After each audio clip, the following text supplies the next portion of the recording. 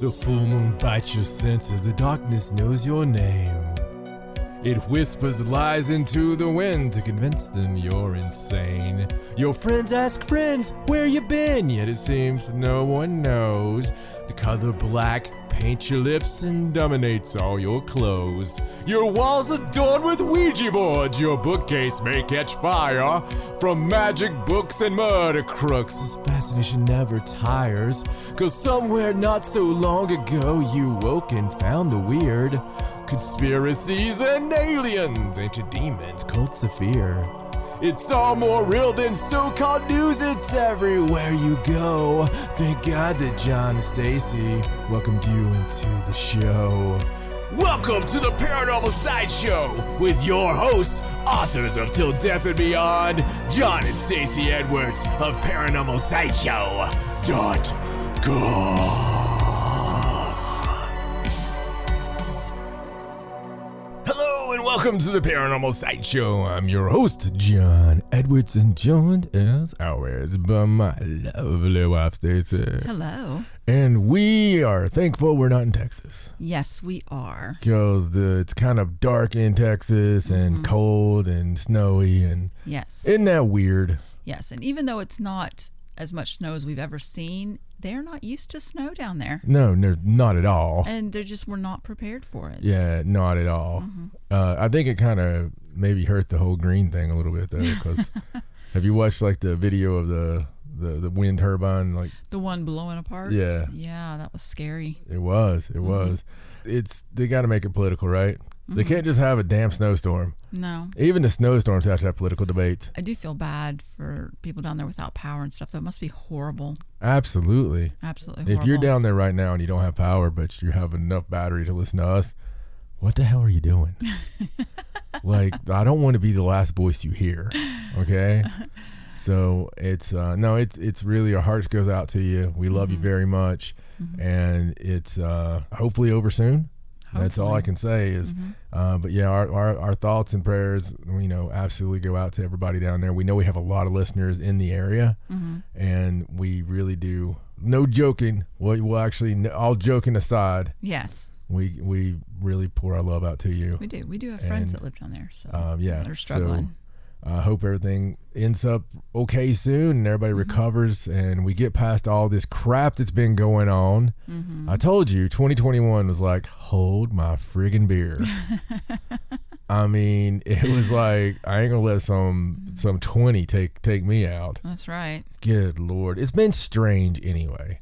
It's been very strange. It's been strange events, strange things. The volcano is active in Italy right now. Which is fun to watch, but still kind of scary. Quakes, big quakes all over the damn place. Not like these little 2s and 3s.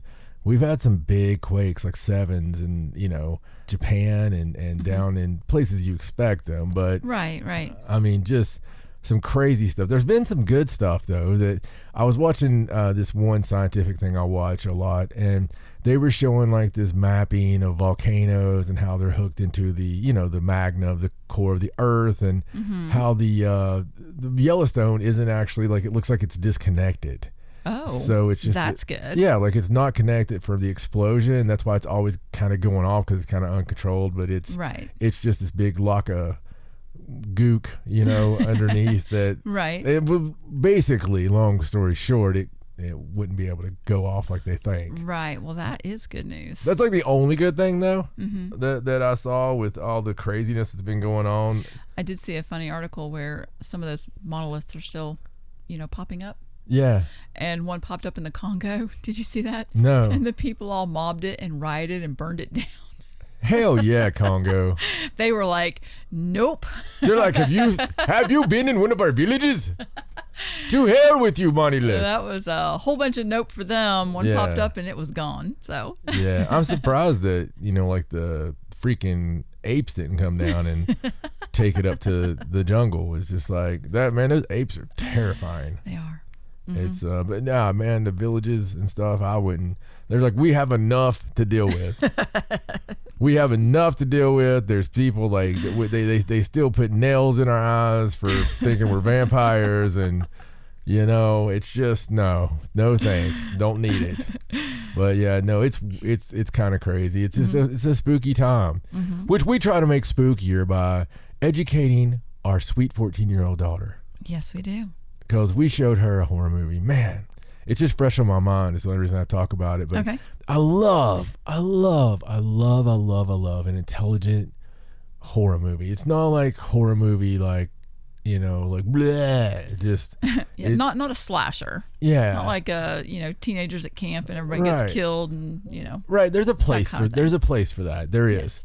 And that for me is like a date night thing. Right. You know, that's kind of like, oh hey, I want to get laid, let's watch this.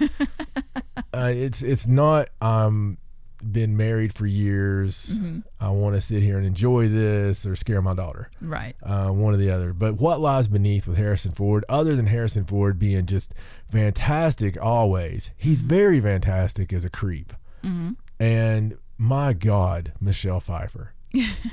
She has crazy eyes down to a science. She does. I mean, it's such a spooky ass movie, man. And it really keeps you guessing till the very end. I loved it to start with, and then I loved it even more when I watched it again. It was just, I don't know. I really like movies where you think you know how it's going to go, but then there's a twist and maybe you think it's something else, but then, you know, you don't really ever figure it out till the end. The good thing with being married to a girl that's had a severe near fatal car wreck is she can watch stuff like, you know, 15, 20 years ago. She has absolutely no freaking idea. I could not remember how that thing ended. There's so many things. I don't remember how so this many ends. things we watch. She's like, I don't think I know what happens here. And there's certain things we've watched, and I love her so much. This is the first time she's going to hear this. So we love playing Skyrim, and I like starting it over. And I would start it over once every couple of months. I really would. I just enjoy playing it. I enjoy spending time with her. I enjoy just doing the silly missions and us both getting into it and stuff. So many times we've started that damn game. And Stacey's like, I don't think this mission was on there before. I'm always like, did we do this last time? This is all brand new. And I'm always just like, yep, I think it is. I think it's brand new. And it's just nice. It reminds me of 50 First Dates. Right. Like, except, hey, at least I get to experience things more than once. I mean, yeah. I mean, everything's cool, man. Everything's cool. I'm the nicest guy she's ever known. And the meanest. Oh, good stuff. Really good stuff. But that gets me to other good stuff, which would be our new patron. I want to give a shout out to. Okay. And, you know, you've got kind of a scary name, so it's perfect. Oh, good. Yeah. So it's Kim Shivers.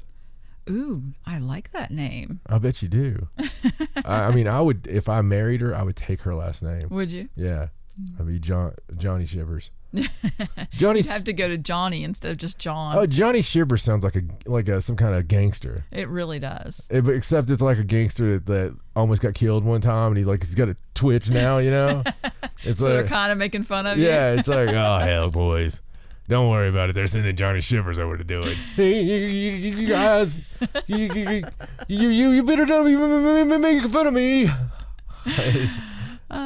That's a dangerous kind of mobster because, you know, he could have a twitchy finger too. Yeah, Johnny Shivers. Oh, Kim, thank you so much, and please don't just go ahead and leave now. We hope you enjoyed the ride. It's gonna be a hell of one, and you know, plus you got some new Patreonic content, as I like to call it. Yes. So we did our first mailbag. We did, and it's up now for your perusal. Hope everybody enjoys it. And if you want to contribute to the mailbag part of our Patreon, then all you have to do is submit a question to paranormalsideshow@gmail.com. Yes. And, you know, please put in the subject line mailbag. Right. So I know that it's a mailbag question. Yes. Otherwise. You can also send us a message on Patreon. Send your patrons. Yes, absolutely. That would be another way to get us a question. And if they wanted to do that, they could join Patreon by going to patreon.com/Paranormal Sideshow. Yes. And while you're at it, you can go to Twitter, to the Tweetster, to the Twitteroo, and that would be @Sideshow97. And, you know, if you're already in there, in the computer and all that stuff, you know, if you already fired up the Commodore, then you could get on Facebook.com/Paranormal Sideshow and just go for the full gambit. Give us a little like. Give it a little love. And, of course, ParanormalSideshow.com will tell you all that stuff anyway. Yes. It's a big loudmouth person. But, speaking of loudmouth people, I've got something loudly to mouth right now.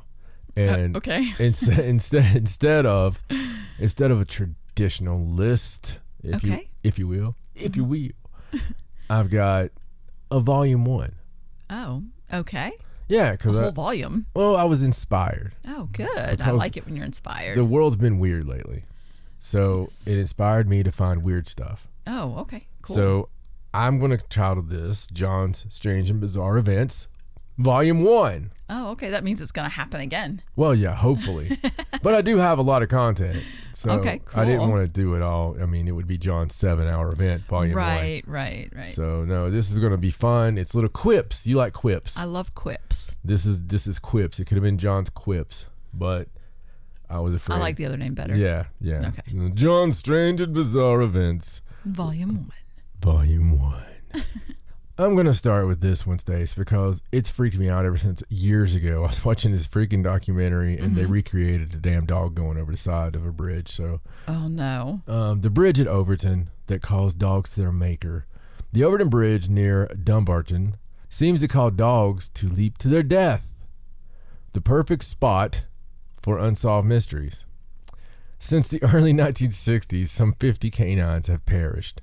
Wow. Yeah. And hundreds more have jumped but survived. Hundreds more. Jeez. Yeah. It's like, it's like, damn. Maybe the dog's been a nuisance. You have too many dogs and just happen to jump, and you're like, that's crazy. I vaguely remember something about. Rover jumped and I'm all right. Damn it. But this is really, really scary. Yeah. Okay. Yeah. So again, since the 1960s, kids. Some 50 dogs have perished. They just jump off? Yes, and hundreds more have jumped but survived. I wonder what causes them to want to jump off of a bridge like that. Well, okay. It's got to be high enough that if it's going to kill some dogs, it's got to be pretty high. Some returned for a second leap onto the jagged rocks 50 feet below. Oh, my God. Yeah.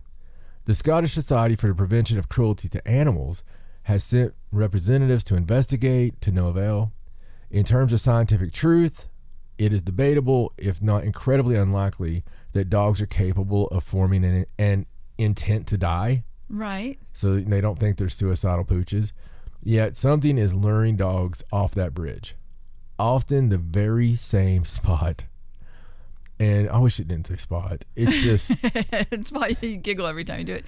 I wonder what the society thought they were going to find when they went out there to investigate. I don't know, but this is some interesting stuff that has been found. Okay. It's always on sunny, dry days. Oh, okay. Many theories have arisen, including that the bridge is haunted. Duh. Mm-hmm. And that's a popular theory after a local man threw his baby son to his death from the bridge in 1994. Oh, my gosh. That's terrible. A mink is marking the area with an almost irresistible scent, and a sound anomaly exists at the bridge that only dogs can hear. Whatever is causing the phenomenon, dog owners would be wise to take heed and keep their dogs on leashes. Now listen, if you have your little terrier out there in Scotland and you're walking your dog, why in God's name would you walk near that bridge? I know. No, if you know that, why would you? But I don't know about those theories because it's going to have to take something pretty unusual to cause a dog to leap off something 50 feet high to jagged rocks. Yeah. I mean, dogs aren't stupid. Well, some of them are stupid. Some of them, yes. But for the most part, I think self-preservation would kick in before they actually jumped. I mean, I've seen dogs that were too scared to go down the stairs. Yeah, I question the suicidal thing, though, because my dog Rebel was suicidal.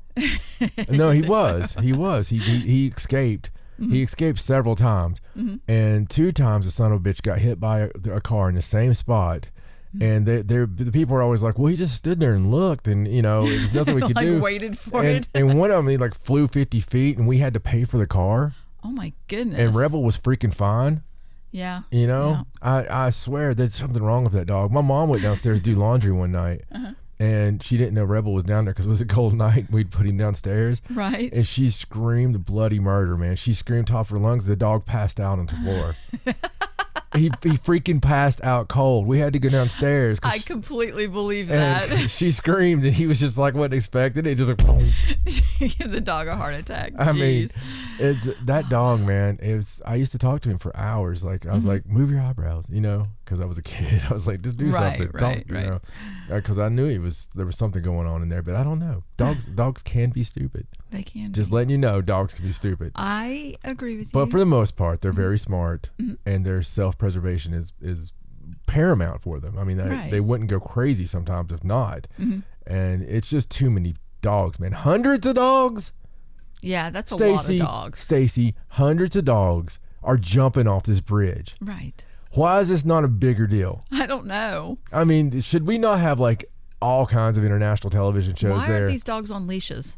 Well, yeah, but I mean, maybe. At least you could pull them back up. Yeah, once they jumped. I mean, you don't want to take a Great Dane over there, do you? No, because I mean, it'd be more than just doggy deaths Can you on. imagine being a dog walker? Oh, no, and all those dogs jumped. Oh my God! Time. I would hope a dog walker would know better. It's horrible, and we love animals so much. We do. But the thought in your head right now, it's a little funny. I am picturing the dog walker. just.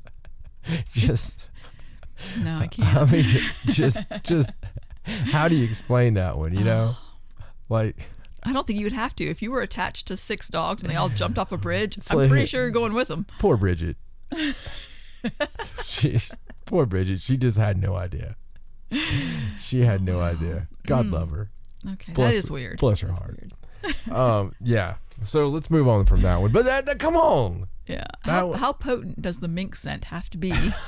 Make the dog jump over the bridge.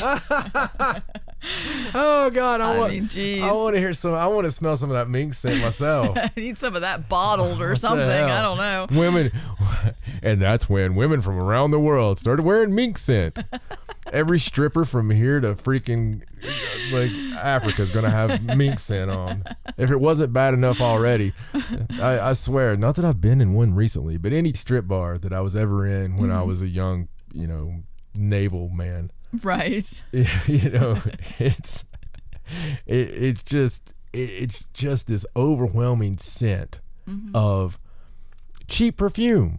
And it's just like, do they smell?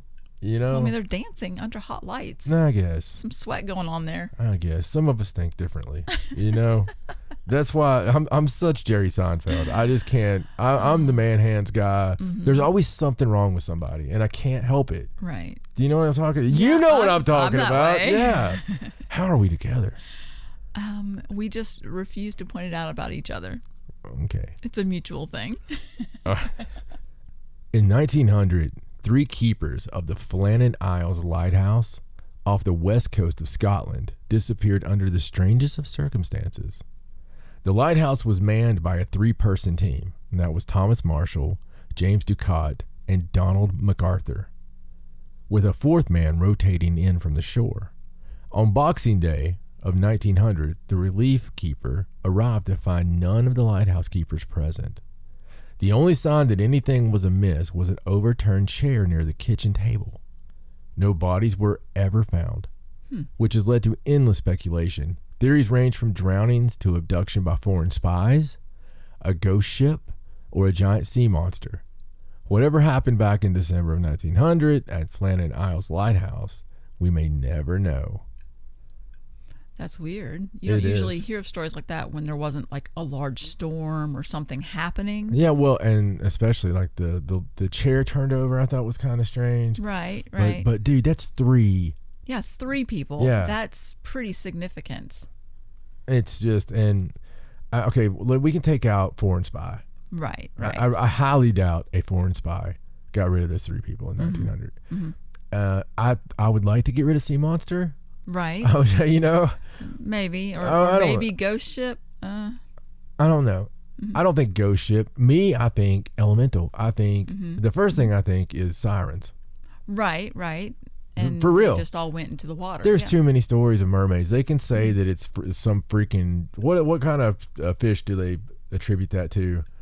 Listen, I've never seen a like fish. Seals, I think, because they have like. There's another one. Is it a manta ray or a manatee? It's something that has things that look like knees.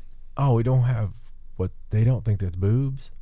No, I think. Oh, I didn't have it up loud enough when I was watching this documentary, and they were like, blah blah blah, and I was like, that don't look like tits at all. No, I think it's supposed to look like maybe knees or something. I'm not exactly 100% sure. Knees make more sense. Yeah. Well, I kind of ruined the horror on that one, didn't I? That is really strange that they would disappear like that because, you would think at least one person would be left behind. Yeah, and you know what? It made me think of maybe there was some dead seagulls left behind. Yes, I thought that too when you were reading it. They've disappeared into the light. Yeah, it makes you not want to watch the Lighthouse. Whatever you do, don't watch the Lighthouse. Just because it's from the maker of The Witch doesn't mean you want to watch the Lighthouse. Right. God awful movie. Mm-hmm. God, it's a terrible movie. It is. Except for the scene where he murders the shit out of that seagull. That was pretty memorable. Anybody who's lived around seagulls as much as we have, the murder of a seagull fully understands. Yeah, he's just like rah, rah, rah. But we were like, we love animals. Absolutely wouldn't harm a fly. Would murder the shit out of a seagull, but Paula Jean Weldon, 18 years old, was a sophomore at Bennington College on December 1st, 1946. The day she told her roommate, Elizabeth Parker, she was going for a long walk, but failed to return. A search focused primarily on Vermont's Long Trail, a 270-mile trail that cut through Vermont to the Canadian border, where local witnesses reported having seen her. The trail yielded no clues, and soon, what the Bennington Banner refers to as a tantalizing and unquestionably strange leads began to materialize. These include claims by a Massachusetts waitress that she'd served an agitated young woman matching Paula's description. Upon learning of this particular lead, Paula's father disappeared for 36 hours, supposedly in pursuit of the lead. But it was nevertheless a strange move that led to his becoming a prime suspect in Paula's disappearance. Soon stories began circulating that Paula's home life was not nearly as idyllic as her parents had told the police. Apparently, Paula had not returned home for Thanksgiving the week prior, and she may have been distraught about a disagreement with her father. For his part, Paula's father gave a theory that Paula was distraught about a boy she liked, and that perhaps the boy should have been a suspect. Over the next decade, a local Bennington man twice bragged to friends that he knew where Paula's body was buried. However, he was unable to lead the police to any body, let alone Paula's. And with no evidence of a crime, no body, and no forensic clues, the case grew colder, and the theories grew stranger, including those linked to the paranormal. New England author and occult researcher Joseph Citro came up with the Bennington Triangle theory, which explained a disappearance as linked to a special energy that attracts outer space visitors who would have taken Paula with them back to their world. Now, I looked up the Bennington Triangle because I had heard of it before. Mm-hmm. I've heard that name before, yeah. And there are several, disappearances and stuff like that. And it kind of goes back, if you think about like the national park disappearances that only come to light because of David Plotty's books over the last decade or so. Mm-hmm. And, we got really deep into those because they're real. And right. He took the time to research them, put it's, case file after case file after case file of people that's there 1 second, gone the next. And we had a strange story just a couple of years ago where there was a man skiing, and he went from skiing to disappearing instantly, and then no one found him for a couple of days, and then he was found all the way on the West Coast. Now this happened on the East Coast, and he was found in his ski gear, on the West Coast, and there was very strange. There was a huge rescue thing made for him. And this was just bizarre, but here's the real weird part to that. Maybe one of you can find something on it and send it to me, okay? I would be very thankful. I have looked and looked and looked, unbeknownst to Stacey, trying to find something on that story, trying to find out where the guy is now, or if if there was any update. Maybe the guy came out and told his story to a paper or wrote a book. You never know. And a lot of times they'll come out later on and they'll say, well, this is what happened and everything. That one bothered me so bad the day that I heard it. And the only reason I'm talking about it here is in roughly the same kind of area. And it's just, I've never been able to find anything else on it. I actually wanted to include it on my list today, and I couldn't find anything about it. I did keywords in every imaginable way that I could think of.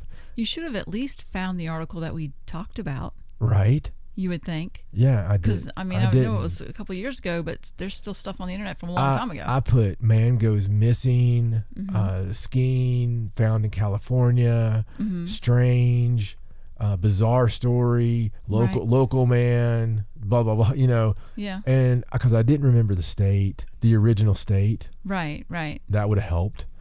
But, of course, we've got it on an episode in the backlog. Yes, we'd have to go back and just find that episode, and it would give all the information on it. But it didn't, I don't think it gave his name at the time either, because it was an active case. Right. But, God, I really want to find out. I am to the point I would call the local police department and be like, hey, just following up on the story, writing something here. Can you tell me anything about this? But, yeah, if anybody knows about that story, please let me know. And about this Bennington Triangle, if anybody knows any more about that, or if you live in that area, specifically if you live in that area, I would like to know from you.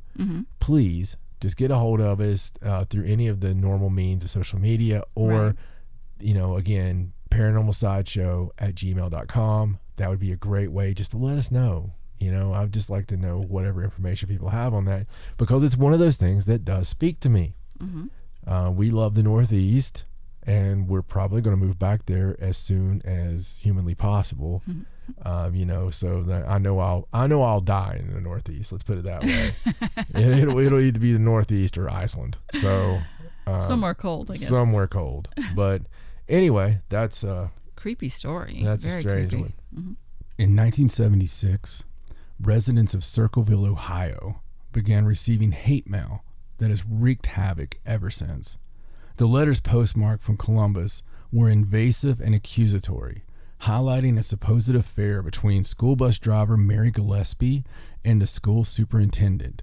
One letter addressed to Mary's husband Ron threatened his life if he didn't put a stop to the affair.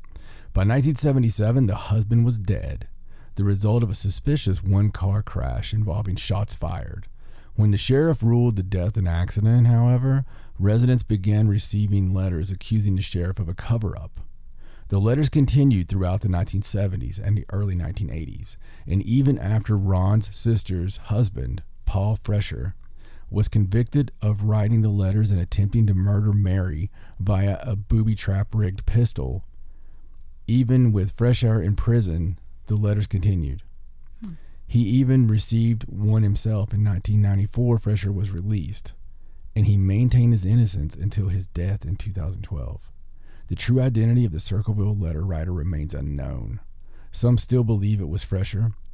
Others believe it was Mary herself, and that she used the letters to concoct and support the perfect murder of her own husband. Wow, how weird. I just thought that was twisted and...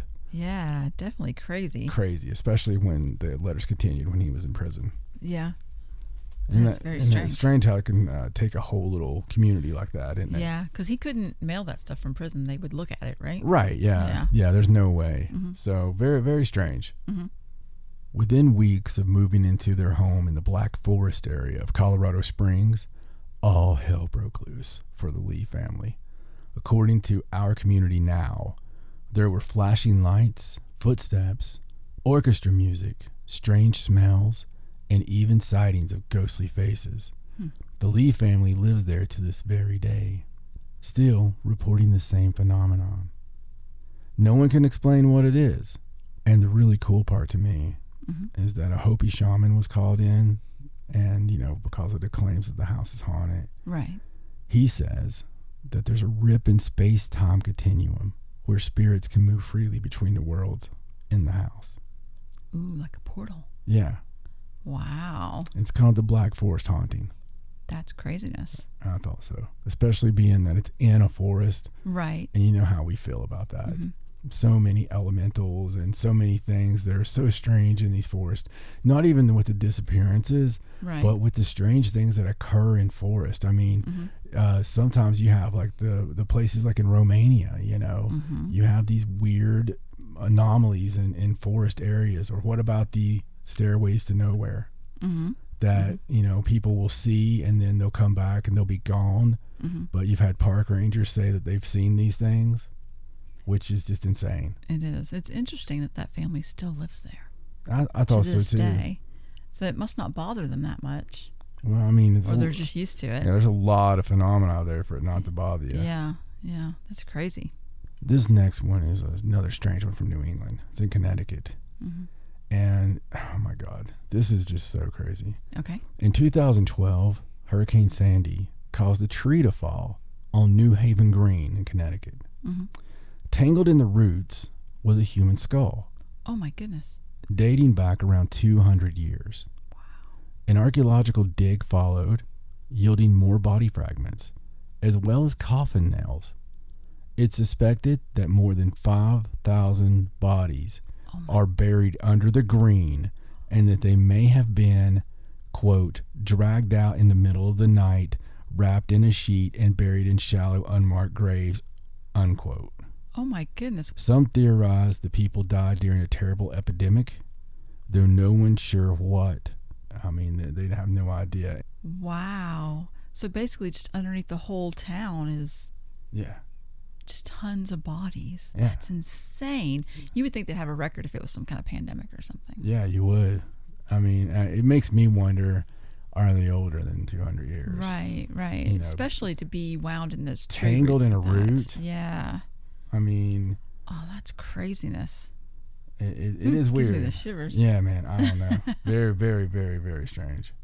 In July of 1951, authorities found the body of 67-year-old Mary Reeser in her St. Petersburg apartment, or more accurately, a pile of mostly ash that once was Mary Reeser's body. Part of her lower leg and some of her spine was all that remained. Oh my gosh. Apparently, her body had been almost entirely cremated, which is mind-boggling when you consider that cremation requires 3 hours of burning in a 3,000-degree fire. Even more bizarre, only Reeser's body had burned. The rest of her apartment was intact, even a pile of newspapers beside her body. Spontaneous combustion. I thought her name sounded familiar. Yep.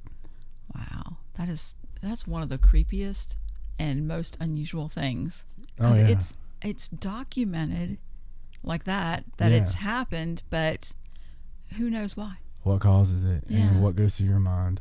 Oh gosh, I couldn't even. I mean, is it demonic? I don't know, because it seems like it's starting on the inside. Man, there's no real scientific way to describe it, I don't think. Very creepy. One night in 1987, Minnie Winston saw blood on the floor of her Atlanta house. Terrified, she ran to find her husband. He was fine, but there was more blood. Everywhere. On the walls, oozing from the floor, seeping up from under the kitchen appliances. She and her husband called the police, who found no evidence of a break-in. What they were able to surmise was that the blood had come from a living human. No one has ever figured out where or whom the blood came from. Oh, wow. That's crazy. It's known as the Bleeding House. Oh, I think I would have to move. It's a true story. I think I would just have to move. I'd just be like, no, we're going to move. It's a true story. Very, very, very well, yeah, creepy. I mean, the police were there, so crazy. In 1941, a farmer in Odin, Indiana, had breakfast with his family and then headed out to his barn to begin his chores. Then he noticed smoke coming out of an upstairs window in his house. He ran back and, with the help of the volunteer fire department, put out the fire in an upstairs bedroom, only to have another fire break out in another room. All day long, as soon as they put out one fire, another would start elsewhere in the house. 28 fires in all. Wow. Believing his house was to be haunted by poltergeist, the farmer tore it down and built a new one. The cause of the fires has never been determined. Wow. 28 fires. I would have to guess paranormal on that too. In one day with no explanation. So do you think tearing the house down and rebuilding it helped at all? Yeah, it did. That's crazy.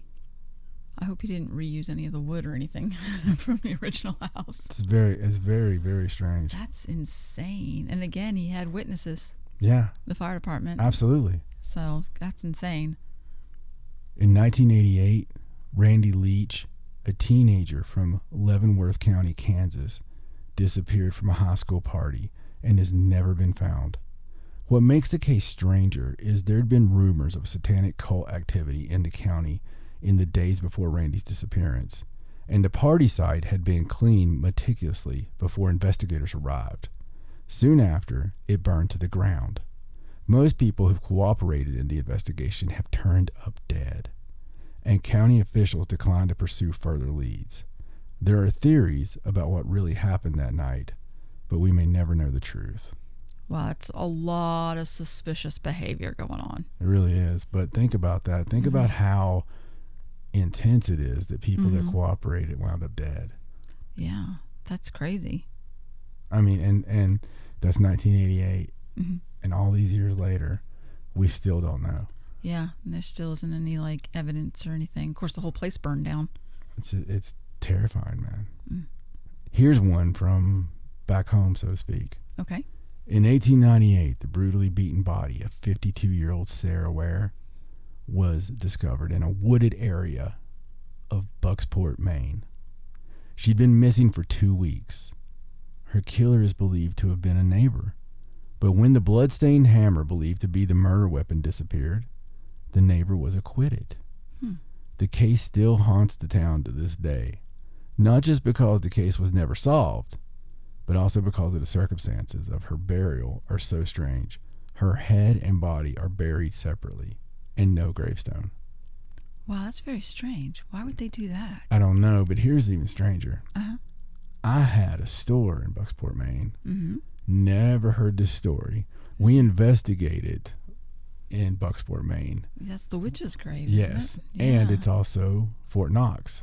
Ah, yes. Both of which we did investigations. And we did Halloween events.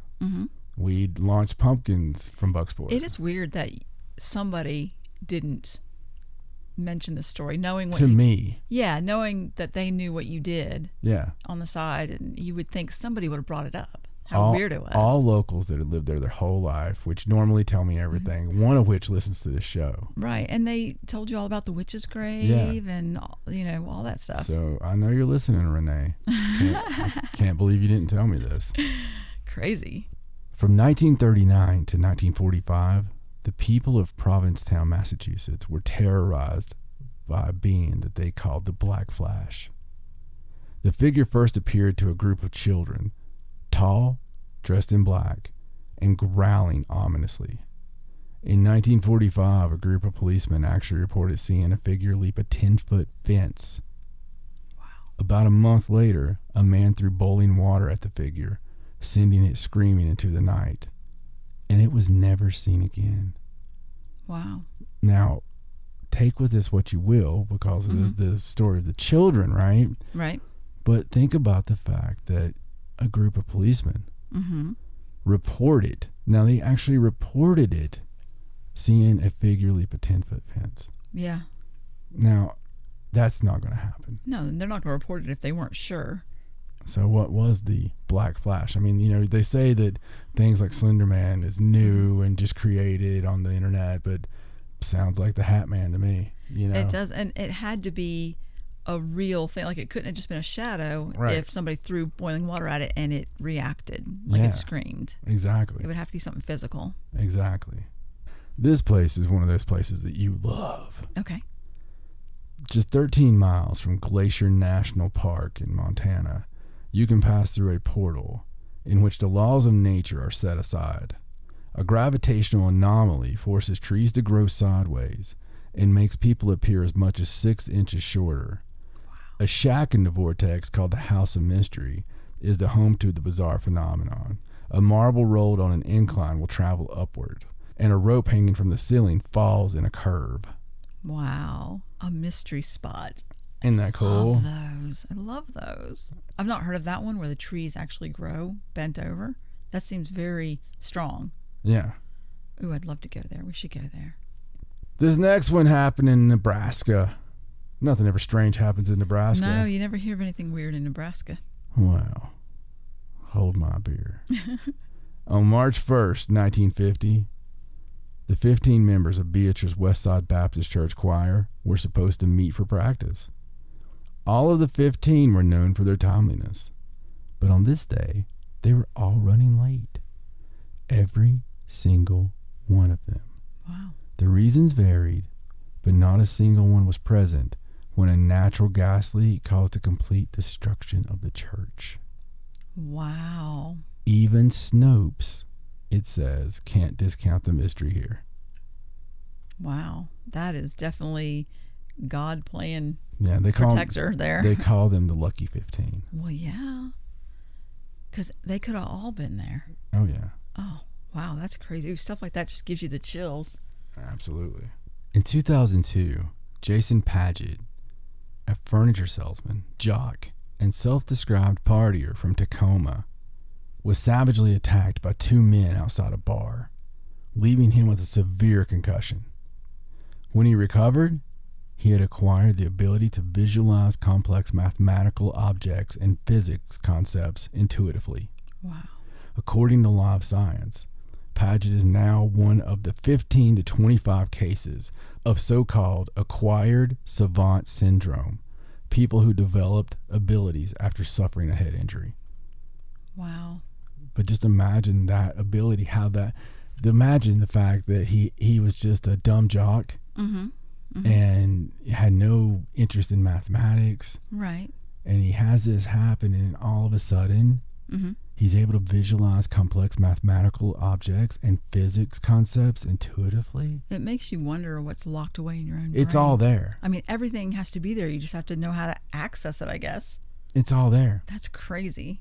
It's like that gives that universal consciousness a lot of credence. And it also gives the fact of it being a simulation credence. True. I mean, you can hack it, you know? It's just weird, man. That is very strange. That shouldn't be able to happen. You shouldn't be able to wake up and speak Japanese. Right.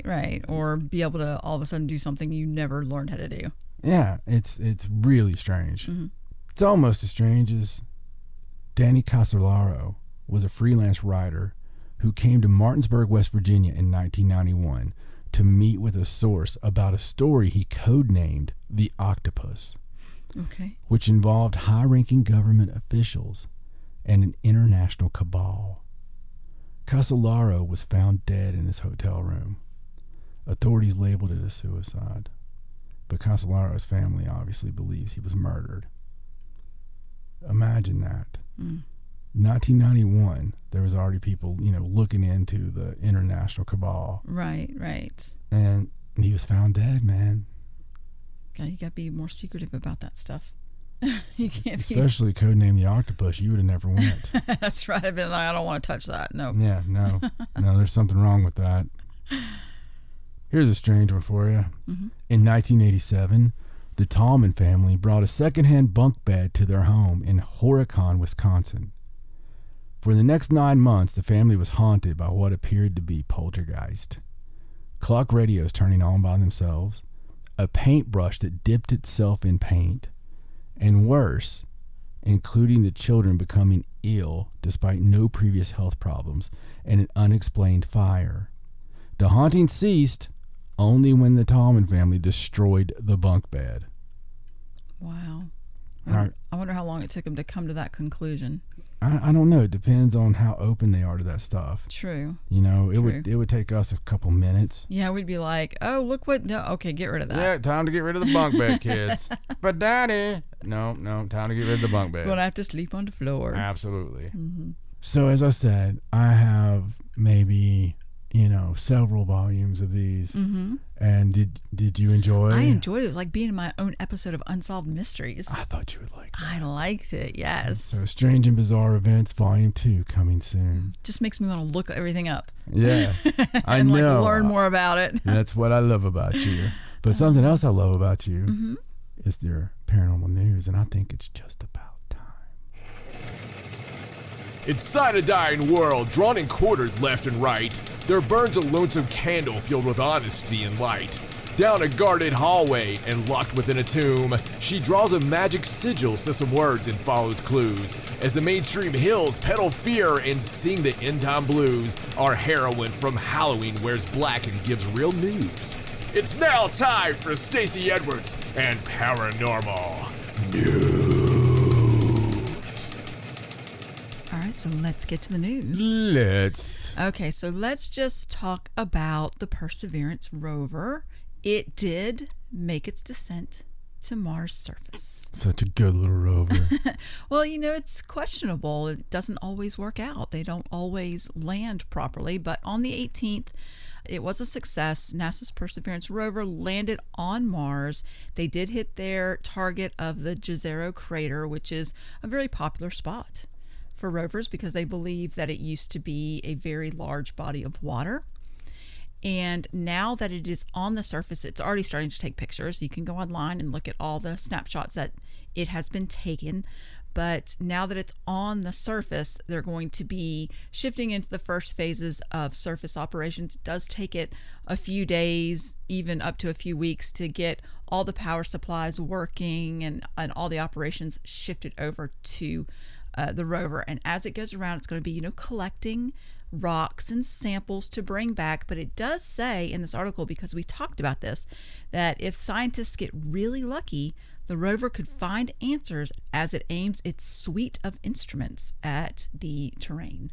Because remember, we talked about, did we really have to wait until the samples came back to see if they found anything? But apparently it does have a lot of instruments, and they think that if they do get very, very lucky, they might see something before, the decade's up. Yeah, man. So I've seen a bunch of stuff on this. Mm-hmm. So we've had rovers go up before. Yes. And we've had probes and this and that, and it seems like a few times a year we have something, right? Right. This was such a big deal. Mm-hmm. This was all over the place. Mm-hmm. This was way more over the place than anything I can remember. Mm-hmm. Okay, it was ridiculous. Mm-hmm. And one thing I saw over and over was, I think we're going to find life. Oh, yes. They've put it out there hardcore, haven't they? They have. Mm-hmm. And I know one of the things that's new on this particular mission is there's some kind of helicopter, like drone helicopter, that will be launched eventually that can fly very close to the surface. So I think that's a new thing. But yes, we have had rovers up there before, and they've never even hinted that it might find any kind of life or ancient life or anything. They laughed at us. Yes. they laughed at us, and that's what they've been saying. We may find remnants of life of ancient days or of now, and right. It's like, wait a second. Mm-hmm. You guys would never say that, and now you're saying that, and now you're saying that everywhere in the narrative. I'm sorry. Yeah. Anybody who listens to the show already knows the world's fake. The world is fake, and everything's a narrative. Everything's a story that's written by somebody. They're setting us up for something, aren't they? So it is being set up. And every time I say the world is, I want to go, the world is a vampire. Oh, God. Billy Corgan's dumbass voice. Okay. Well, while we're talking about Mars, let's talk about the ExoMars Trace Gas Orbiter. Now, this is a project from the European Space Agency and Russia's Roscosmos, and it has recently detected a gas in the atmosphere of Mars that it has never seen before, and that is hydrogen chloride. Right. Now, hydrogen chloride requires very specific conditions to form, and one of the things... They call it Liam Neeson gas. One of the things... I require a very specific set of specifications. Well, it's raised a lot more questions than anything, because the discovery means that there has to be water or there had to be a significant amount of water, or there needs to be a significant amount of water in order to make this hydrogen chloride. I mean, you have to have water vapor. That they know that. So they have no idea where it's coming from, what's generating the gas, why they've never seen it before. They did say that it tends to be seasonal. Like as it warms up, you see it a little bit more than when it's not as warm outside. But again, they have absolutely no idea where it's come from. They've done a whole study on it, published a paper on it, and there's even a second paper that talks about things in the atmosphere that point to huge losses of water over the planet's history. Just more evidence to support that Mars was this lush planet. And the ocean went into space. Yes, and it's just been stripped of all its atmosphere, but that there was, life inhabiting planet there a long time ago. I don't know. I think there's water underneath the surface. There has to be water vapor, something somewhere. I think it's really interesting about this hydrogen chloride. It's interesting that they've never detected it ever before, because like you said, we've had rovers up there. Everybody's had rovers up there and things, orbiting, and this is the first time they've seen it. Mm-hmm. Isn't that weird? Yeah, go figure, right? Or it's the first time they're telling us. Well, I mean, that they've seen it. It's just a bunch of phooey. It is. I mean, the very fact of some of the things we know that's been covered up, that makes this phooey. So how long do you think it's going to be before they find the life, or the ancient life, or the fossils, or whatever they're going to find? I think it depends on how long it is till the government wants to illegally invade another country. Until we need a diversion. Yeah. Till they find out like somebody else has oil, or right. Right. They're just saving that one, aren't they? Yeah. Just we accidentally kill a bunch of kids or something. It's like we found life on Mars. In other news, a small school was blown to shit. All right. Well, we'll keep our eyes. But we found life. Yes, exactly. It's microbial. Dead life. But it's live. But it's there in space. Oh, all right. Well, let's move on to this next story about some more unexpected life that's been found. Now, this story is really cool. This is about some scientists who found some unexpected life half a mile under the Antarctic ice shelf. Now, this is crazy. This happened back in 2016, and there's a team of marine scientists just from all over the world, and they all went to Antarctica to learn about, the ecosystems that are under the vast ice shelves. One team of geologists was tasked with taking videos from beneath the Filchner-Ronne ice shelf, which is on the southeastern Weddell Sea. And what they did was they drilled through the ice. It was more than half a mile of ice. Jeez Louise. And they were supposed to go down and get a sample of the sediment to study, but wouldn't you know, they considered it a disaster.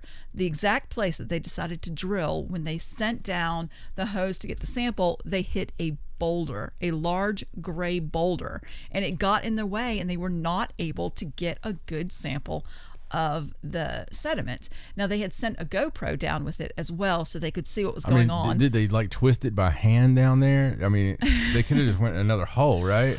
It's more than half a mile of ice. I get it. It's probably pretty time consuming to drill through that much ice, and I don't think you get a big window of time to work in Antarctica. Right. So they were like, this is a disaster. They were so disappointed because they wanted that sediment to study, and all they got was videos of this huge rock. And I think I read that there weren't hardly any boulders anywhere on the bottom of the thing. And the one place they decided to drill, there's a boulder. So they took the footage back to Cambridge, and when the biologists back at Cambridge saw the sample, they were ecstatic because the researchers had accidentally come upon some strange creatures that appeared to be Antarctic sea sponges, and they captured every bit of it on their GoPro. They were shocked because it was all these sponges attached to this boulder living in the conditions under that ice shelf. No light, way down deep in the freezing cold temperature where they would never expect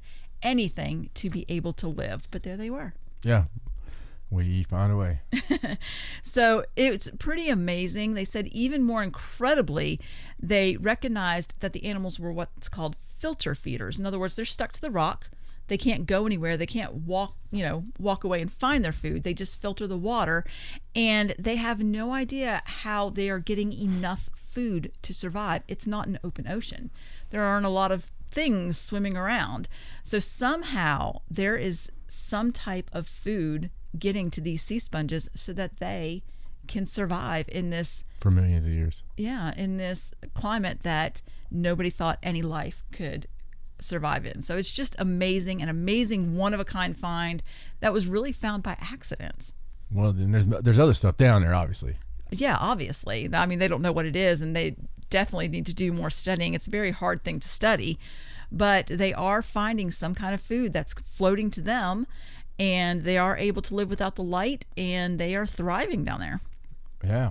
I mean, it's just crazy. It really is. I mean, that is really crazy. Yes. When you think of the implications of half a mile of ice, and you look at like some of Jupiter's moons, right? Right. And we look at some of the places where we know there's ice, and we think, well, there could be life there. I mean, now this gives even more. Yeah, it proves that something can live under ice in extreme cold with no light and barely any food. Yeah. I mean, that just proves it. Absolutely. And that's not even alien life. That's on our own Earth. We don't think it's alien life. So Yeah. it might be. Maybe, there you go, a meteorite landed in there at some point. That's what that boulder is. Well, or a UFO crashed in there somewhere. And, I mean, anything's possible. Anything's possible.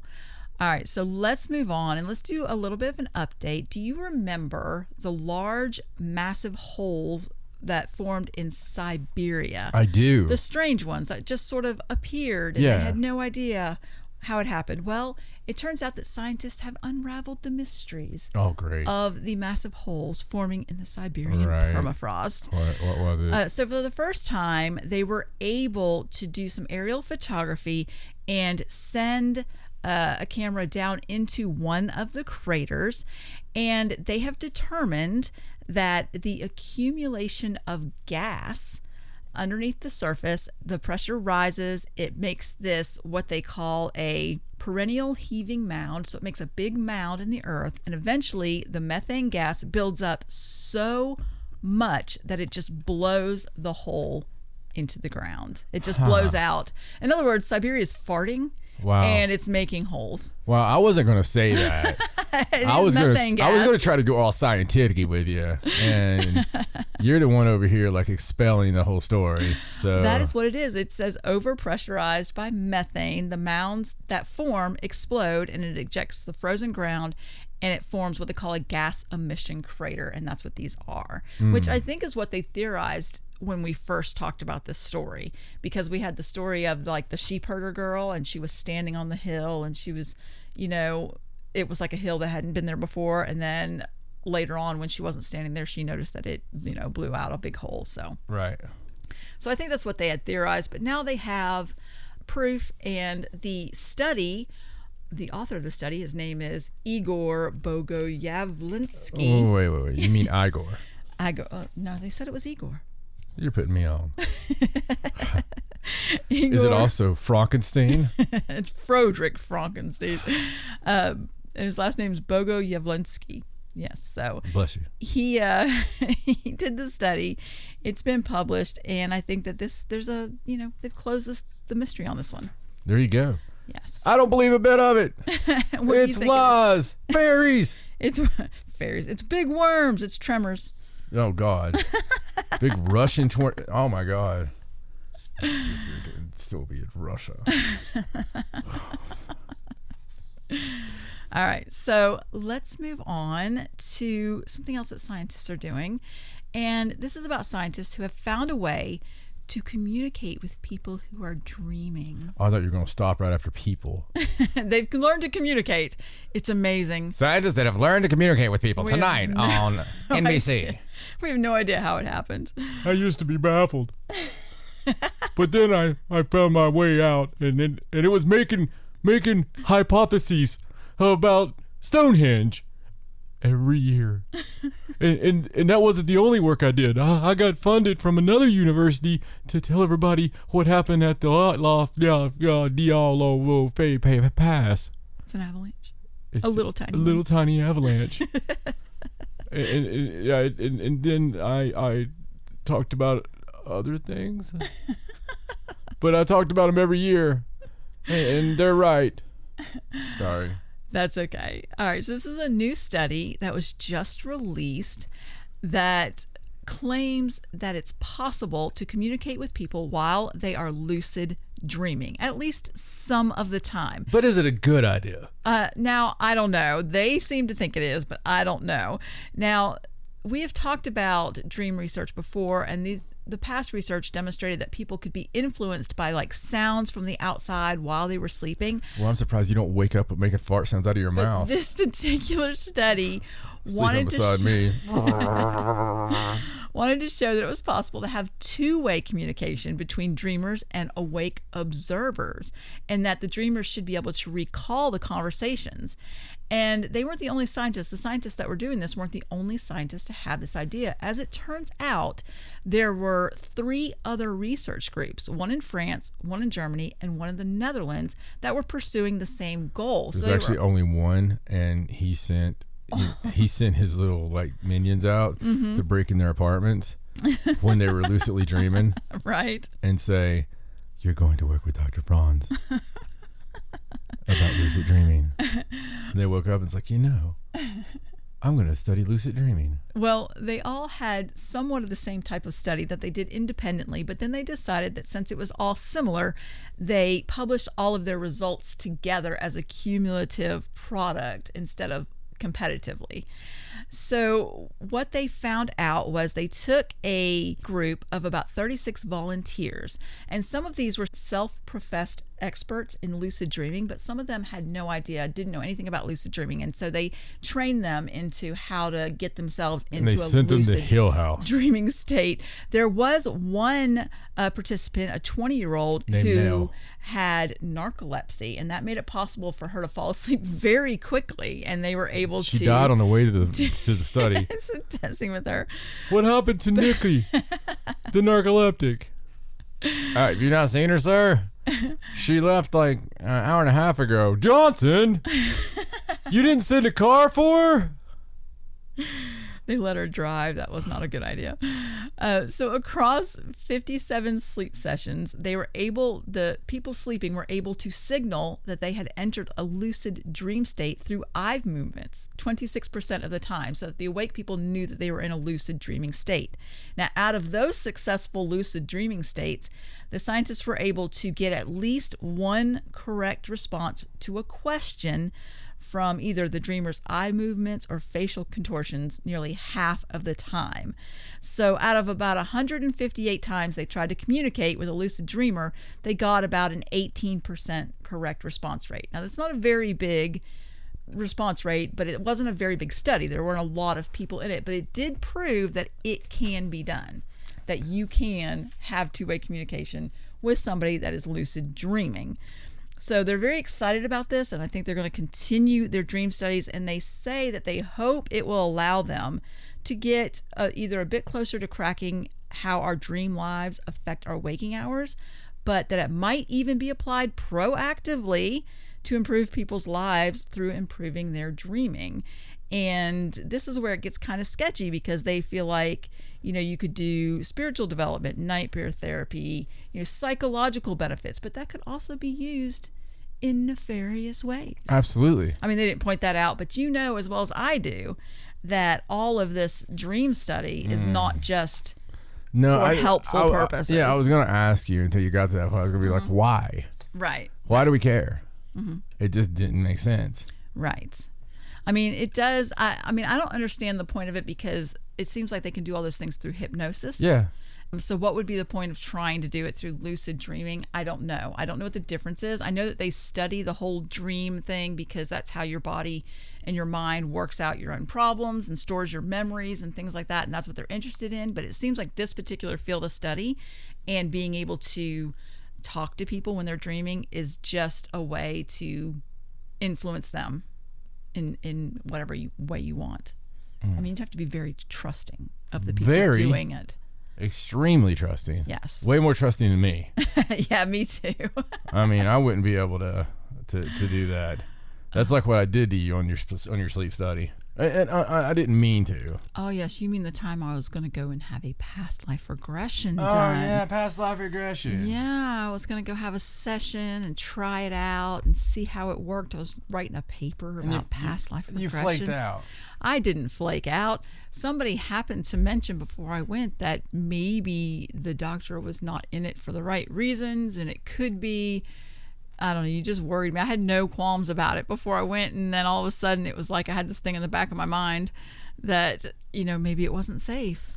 Well, I mean, I was around that because a dentist that I grew up going to was using the happy gas on women and like molesting them. Right. And I mean, when that's in your mind, you just kind of lose. Right. Thanks for putting it in mind. Well, I'm sorry. It's okay. Honestly, I don't think that it would have worked anyway because it's really hard. Like, I'm not one of those people that hypnotizes easily. I think that I already had that naturally ingrained in my brain anyway. Like, I don't like to not be in control of what's going on. Maybe you don't believe it. So, I mean, I do believe in it. I don't know. I don't know. I've always had a hard time with hypnotism. Yeah, me too. I've had a hard time believing it. And I'm not trying to knock it or anything like that. And I'm not saying that it don't happen. Okay. Right. I've just always had a hard time understanding how that's possible. I just think the person has to be very susceptible to suggestion. My mind would be thinking the whole time about it. Right. Well, see, that's why I don't think it worked on me because I would be worried the whole time whether it was working or what was happening or if I'd be too afraid I was going to do something stupid that it just doesn't, I don't know, it's like my mind won't allow it. Or what they're going to ask. Right. That's what I don't like. I like my privacy. Right, exactly. See, and I think there's people out there that just don't have those concerns. Well, I guess. They just don't care. I just don't want them going in my mind and going, what did you want to do with Ronald McDonald? It's just like some of those things, they don't need to know about that in the Fry Guys. I mean, Right. All right, so let's move on. And this next story is pretty interesting. It is about, and we've been talking about this lately, it's about Earth's magnetic field that flipped 42,000 years ago and what the consequences of that was. Now, they have always known that there was a pole reversal roughly 42,000 years ago, but they didn't really know what the actual effects on the Earth were because they didn't have any way to study that. And as it turns out, for the first time ever, they've been able to precisely date the timing and the environmental impacts by using ancient tree rings that they found in New Zealand kauri trees. Now, these trees have been preserved in sediments for over 40,000 years. So we cut them down. Yes, well, they were already preserved. And using the ancient trees, they were able to measure and date the spike in atmospheric radiocarbon levels. And that was caused by the collapse of Earth's magnetic field because you would get that extra carbon in the atmosphere. And what they found out was that this particular event lasted for about 800 years, and it really coincided with a lot of things that happened at the time, like the extinction of megafauna in Australia. I think they're attributing the extinction of the Neanderthals to this same event, the same period in time. I think they claim that there was a lot more cave art and perhaps people were being pushed more underground or to stay inside more often. I don't know that there's concrete evidence on any of these, but I do know that what happened when the poles reversed was very cataclysmic, and it's proven now in this. But 800 years? This says it looks like it roughly, now I don't know if the pole reversal didn't last 800 years, but the effects with the carbon and the weakened magnetic field did last for a very long time. So let me ask you this. We go back, that one's 40,000 years ago. I've heard that it happens every 12,000, but, whatever. I think maybe we just have a really big event every 12,000 some years. So let's go back 40,000. Okay. Now, we have in Turkey, my favorite country. Right.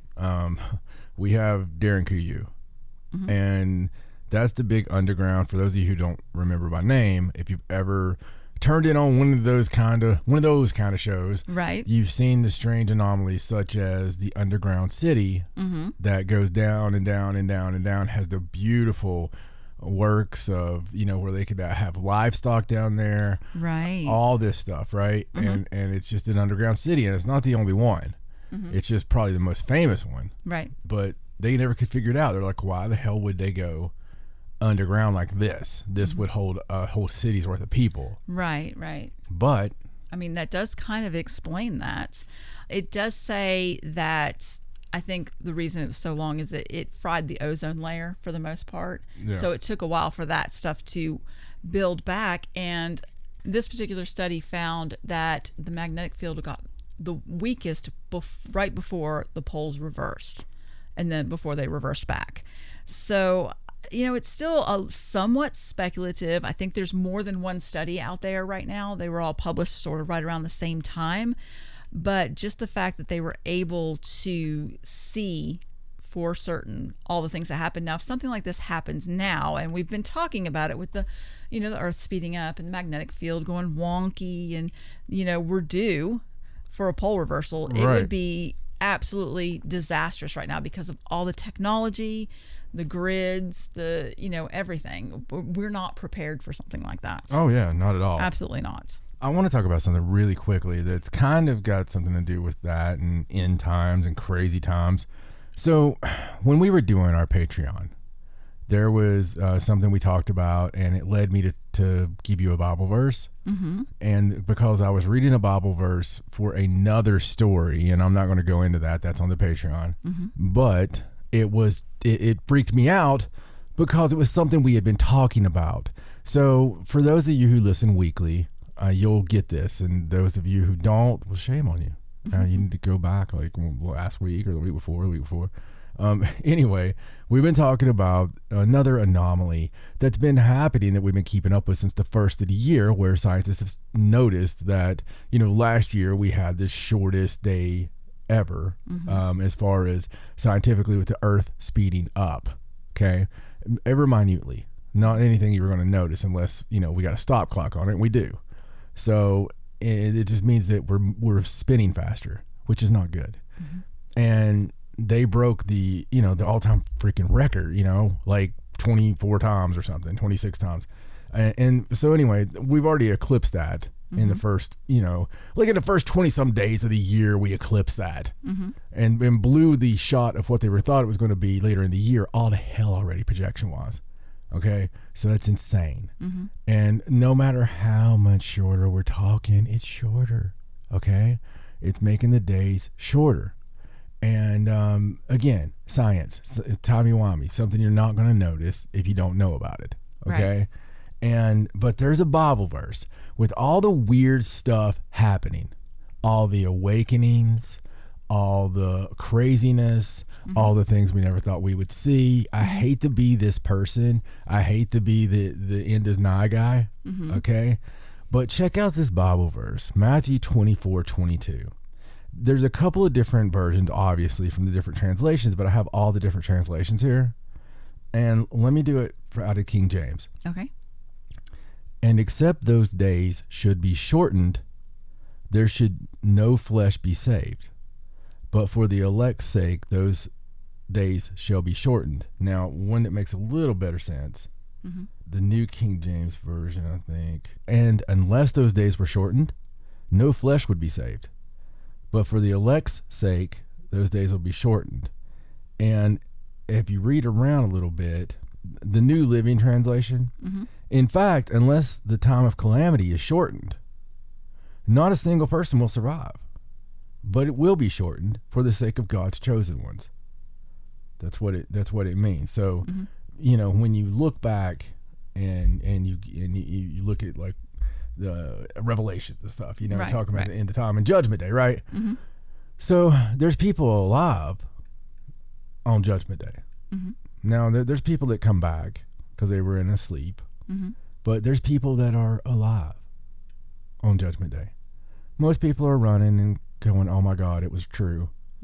and, cursing the stupidity of themselves, whatever, know. But there were people that were alive because, when he came back, he came back while it was still happening. Right.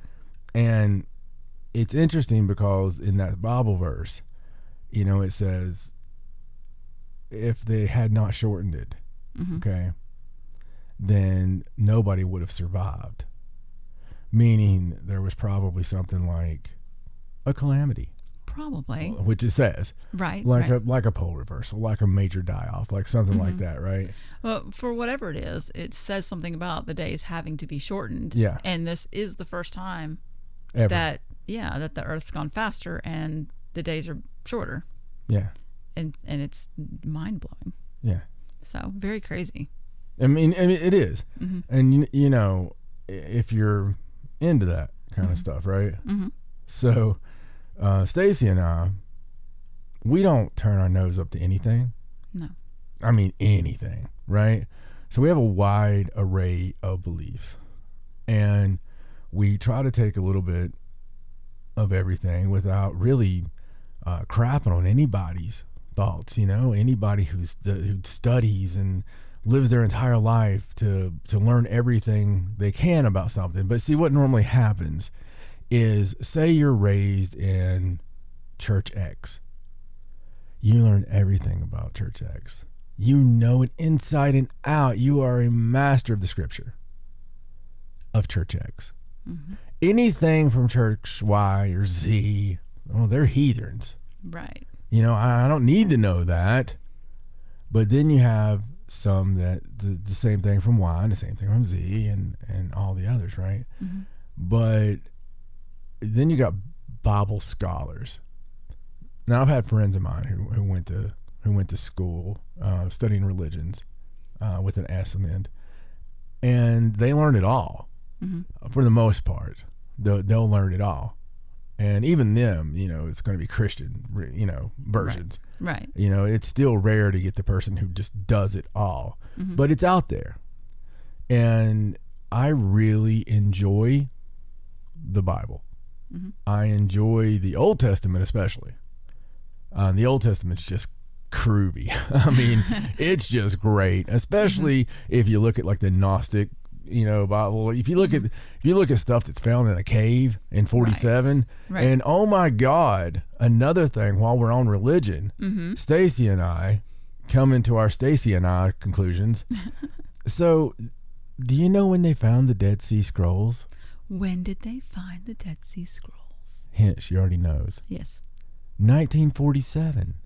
In the summer. Big year, 1947. Do you know what else happened in the summer of 1947? What else happened, John? Well, I believe that would be the first time we ever had that UFO encounter. Yes. Not only did old Kenneth Arnold happen to see those little, what did he call them?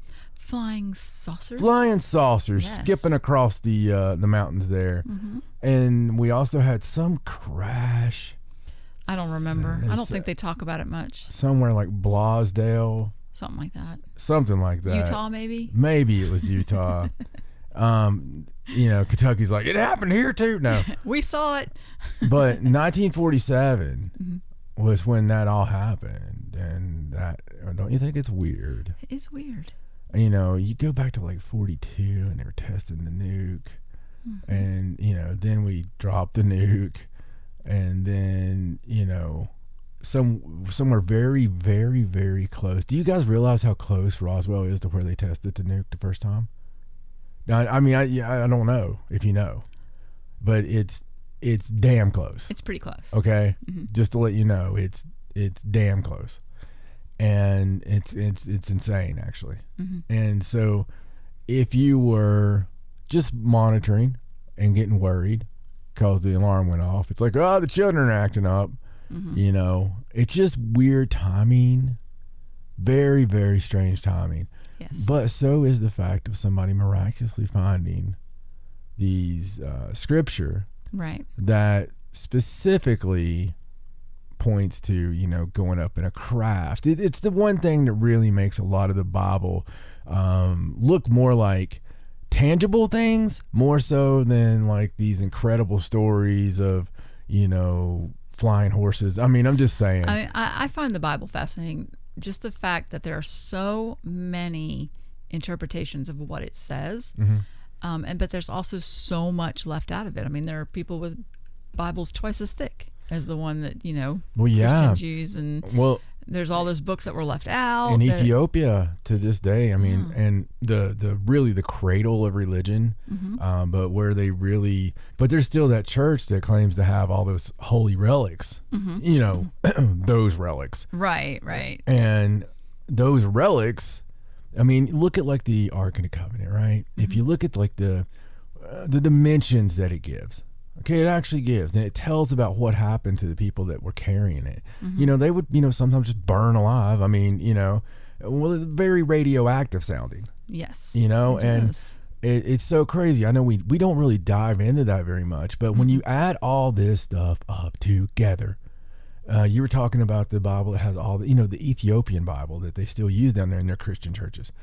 It's got all those chapters in it. Huge. It's got everything. Yeah. And it's insane that like they 70 some books or something. Oh yeah, crazy. yeah. It's almost double, I think, of the accepted canon. Right. And when you ask somebody about that, especially if you're not in the church and they're trying to get you to come to church, and they're afraid that you're asking a question because you doubt.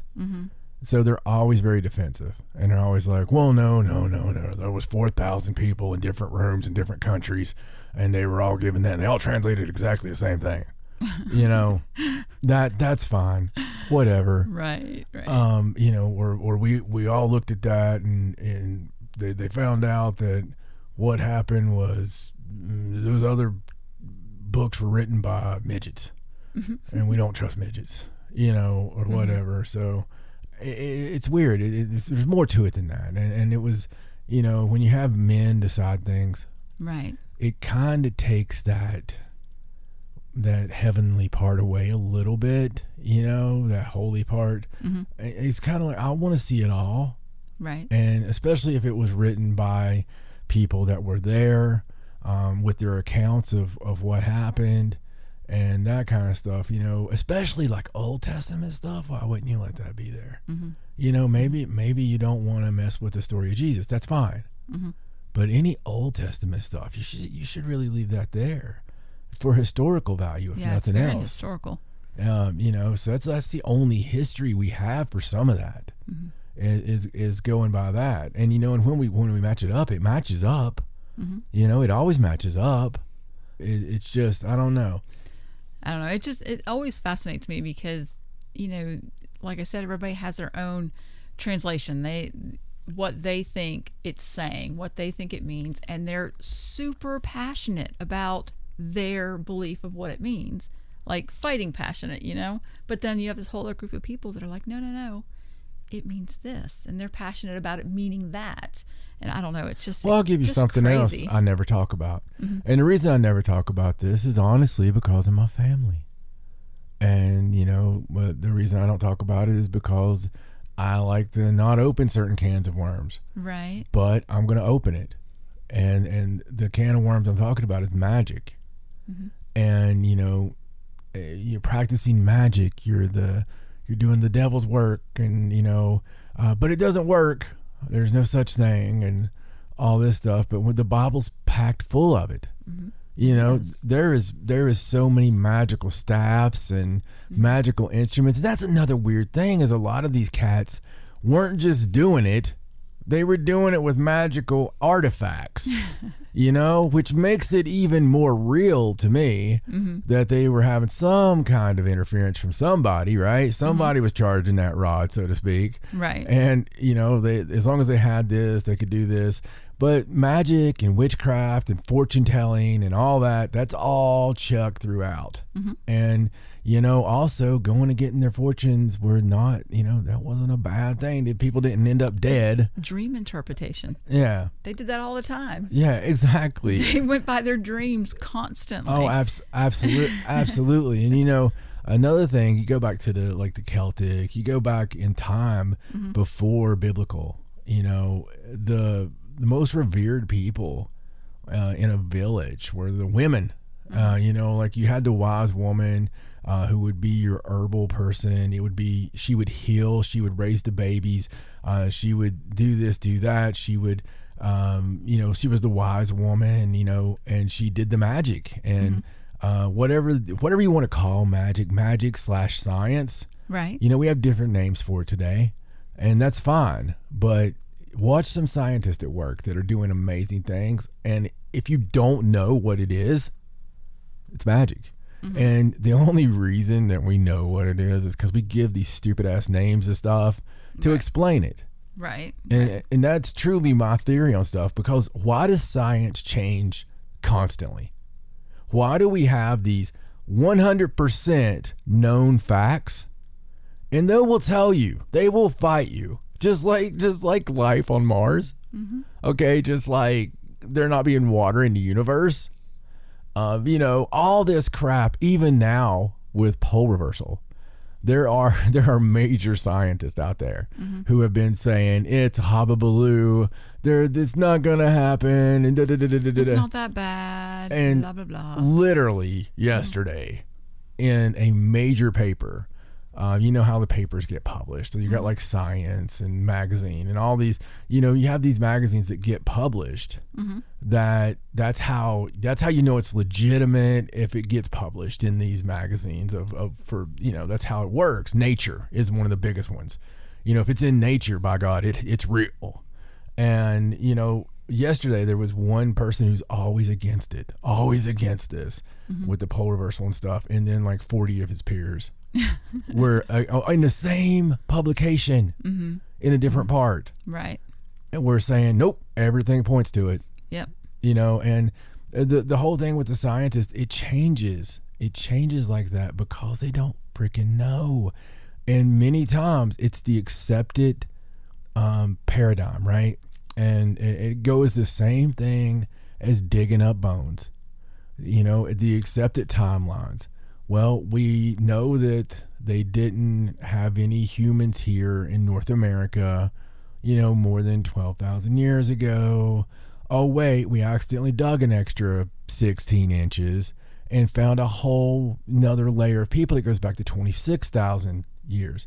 And then a little bit more. And people have lost their entire careers. The guy in Canada who found amazing things, fought his whole life. Yeah. Fought his whole life. And finally was recognized of, oh no, you're right. Oopsie. Yeah. We messed up. But that's why, because we've given things names. We've given things little things to put it in a nice little bow, to keep questions down and to make things fit and all this stuff. And the Smithsonian would not have hid giant bones if they weren't scared of something. Exactly. And they did. They did. If you're listening and you're related to the Smithsonian at all, I don't give a shit. Tell them my name. Tell them whatever you want. Tell them where I'm at. Right. Maybe they'll hide me, and at least hide me with the giant bones. There you go. So you can at least see them. Right? If you're gonna take me, government, and you're gonna say, okay, that guy, he's talking, he's figured it out, he woke up. Just tell me the truth first, okay? I will accept that my life is gone. All I ask, the only thing I ask, is tell me the secrets first. Wouldn't you be okay? I would be okay. Oh, maybe. Just knowing. Put me in the back of the Escalade. And just tell me everything and just be first. Like, well, all right, Edwards. We're going to do it. We're going to kill you. You asked for it. And we're going to do it. But first, Johnson here is going to tell you, no! All right. Well, let's move on, shall we? We shall. All right. Let's talk about a Bigfoot sighting. Yes. All right. So I liked this Bigfoot sighting. I don't usually bring these, but this one was a sighting by a 20-year active duty law enforcement officer who also is an avid hunter and is outside a lot. So that's a very credible sighting. Well, it depends on what part of the country you're in. Well, this happened at the end of January. It is from California. The nearest town, it says, was Garberville, California. I wonder if that's close to our buddies James and Kelsey. I don't know. Where is it they live? I don't know. I haven't snooped on them. I just know they're somewhere in California. I just know they're going back to Cali.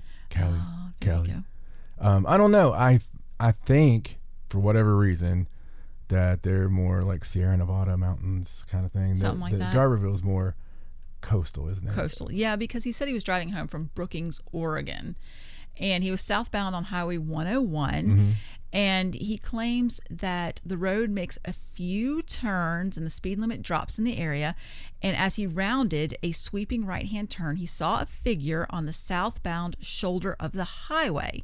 Now, he was the only vehicle in the area. It was about 8:15 p.m., and he was going about 45 to 50 miles an hour as he passed the figure.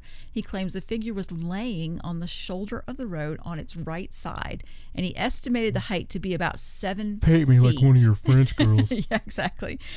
He said he was looking at the creature's back and noticed it had broad shoulders and a thick torso shape. And he said while the shape was similar to a human, it was not human, and it was not a bear. Here's one of my favorite parts of his story. He said he could see the muscular features in its glutes.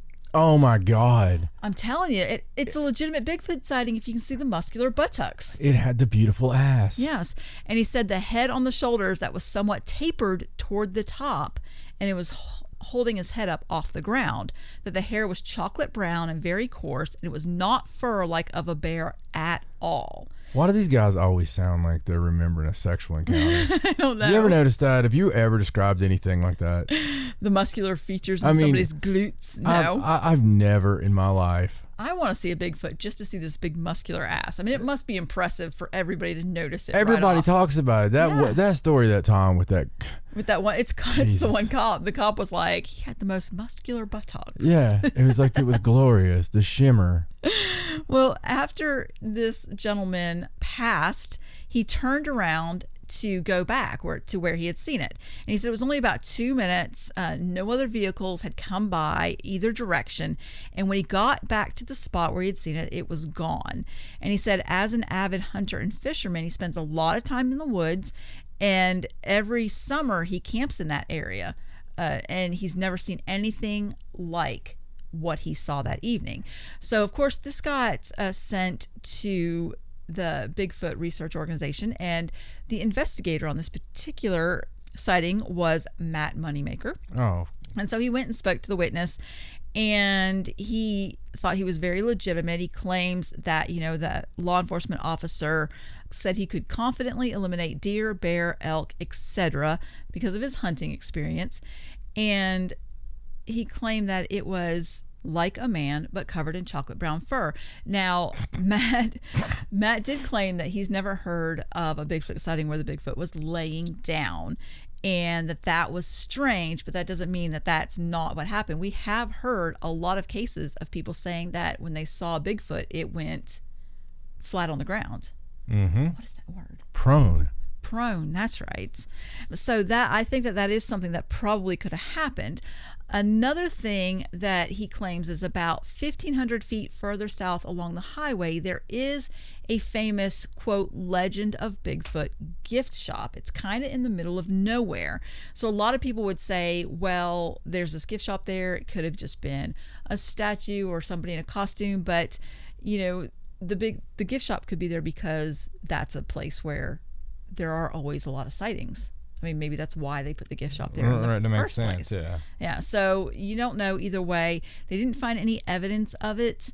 But like I said, this guy seemed extremely credible and was very adamant about what he saw.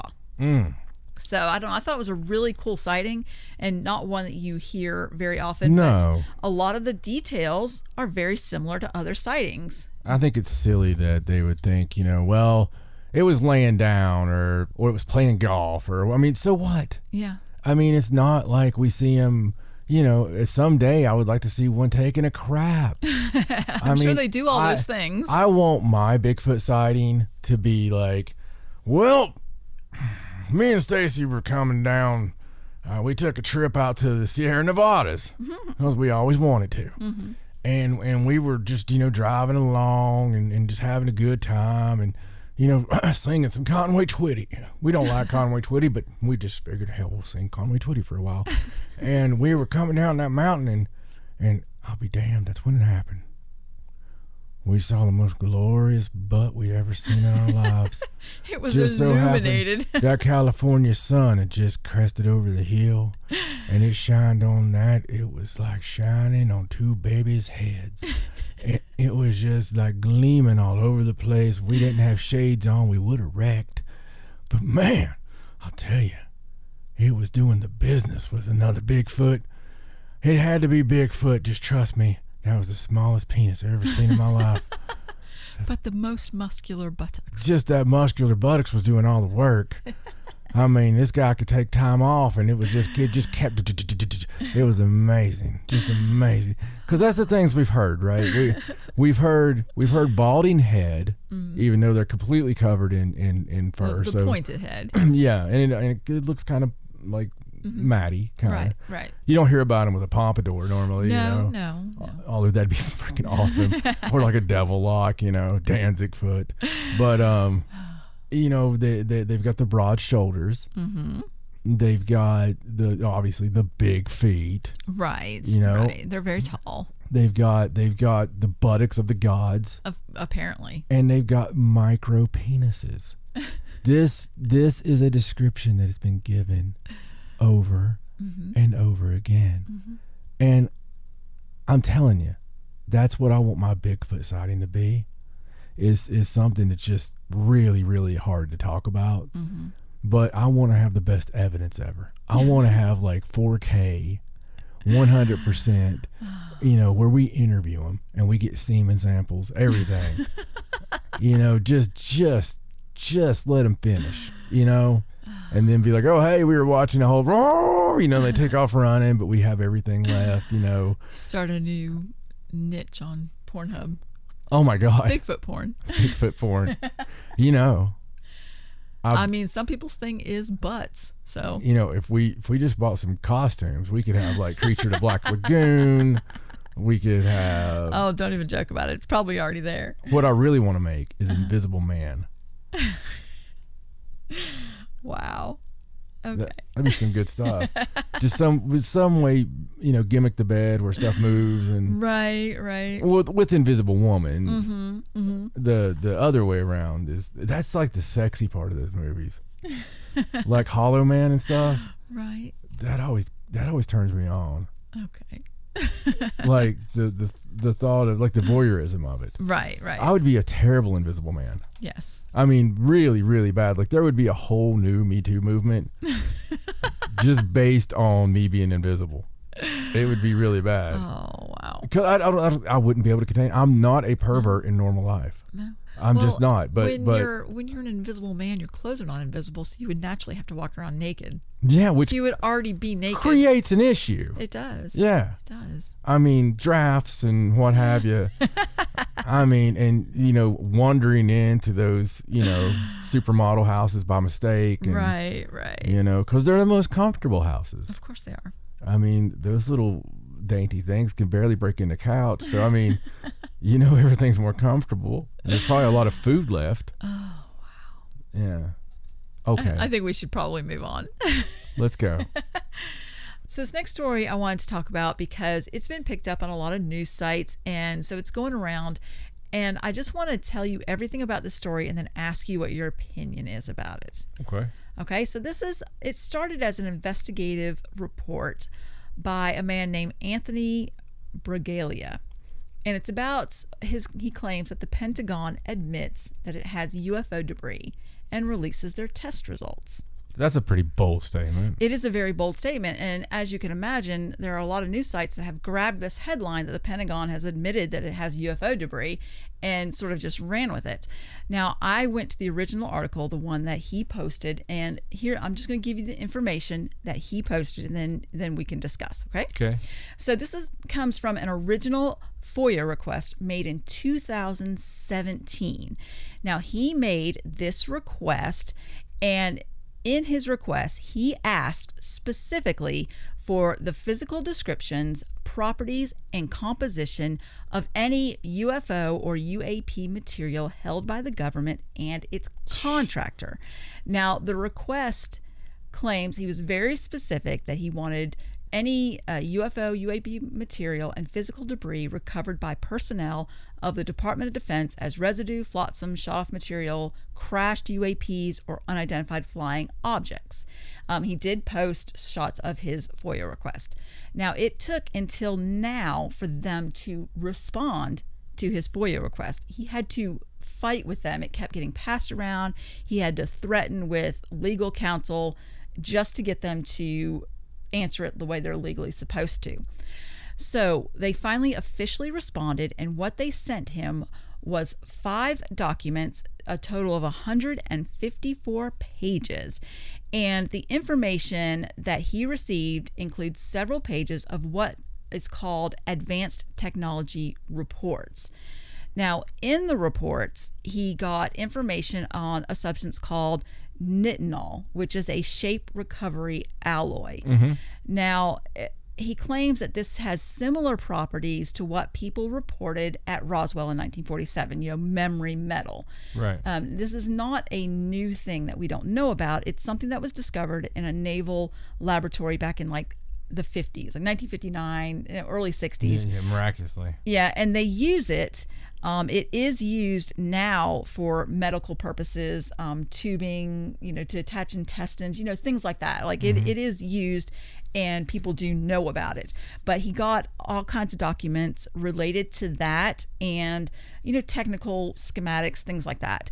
There was also extensive reference made to the study and application of what is called metamaterial, things that can slow down light, or invisibility cloaks, things that can compress electromagnetic energy. A lot of those things that we pretty much know that the Navy is working on. Yeah, they've been showing them for years. Right. So he got a lot of very technical things about that, and then also stuff about amorphous metals, things like liquid metal or metallic glass. And it has come out recently that they have discovered like a liquid glass type material. That was an article that came out kind of recently, where in a lab they were able to make this odd material. So we do know that they have been working on that. Now, I think what he's trying to say is that because they answered his very specific FOIA request with these documents, that is them admitting that they have these materials recovered from a UFO or a UAP. However, in his article, he clearly states that the reports did not include a lot of what was requested. Like, he didn't get any physical description or composition of the material. It didn't tell the origin of the material, and it didn't give the names of the involved scientists. He did talk a little bit about Bigelow Aerospace. We did know that Bigelow Aerospace had the special warehouses. That was released back when they first started doing the whole ATIP Pentagon program. Yep. That was buried. We've talked about that. That was buried in that article. Bigelow was contracted with them. They had the materials. But one thing I didn't know that he mentioned in his article is that Bigelow Aerospace has quietly laid off nearly every single one of their employees. So the whole company is basically not even operating right now. Right. So there's no idea where any of these materials are now. But that's pretty much everything that's in the report. So my question is, do you feel like this is the Pentagon admitting that it has UFO debris? Now, I looked at a lot of the documents.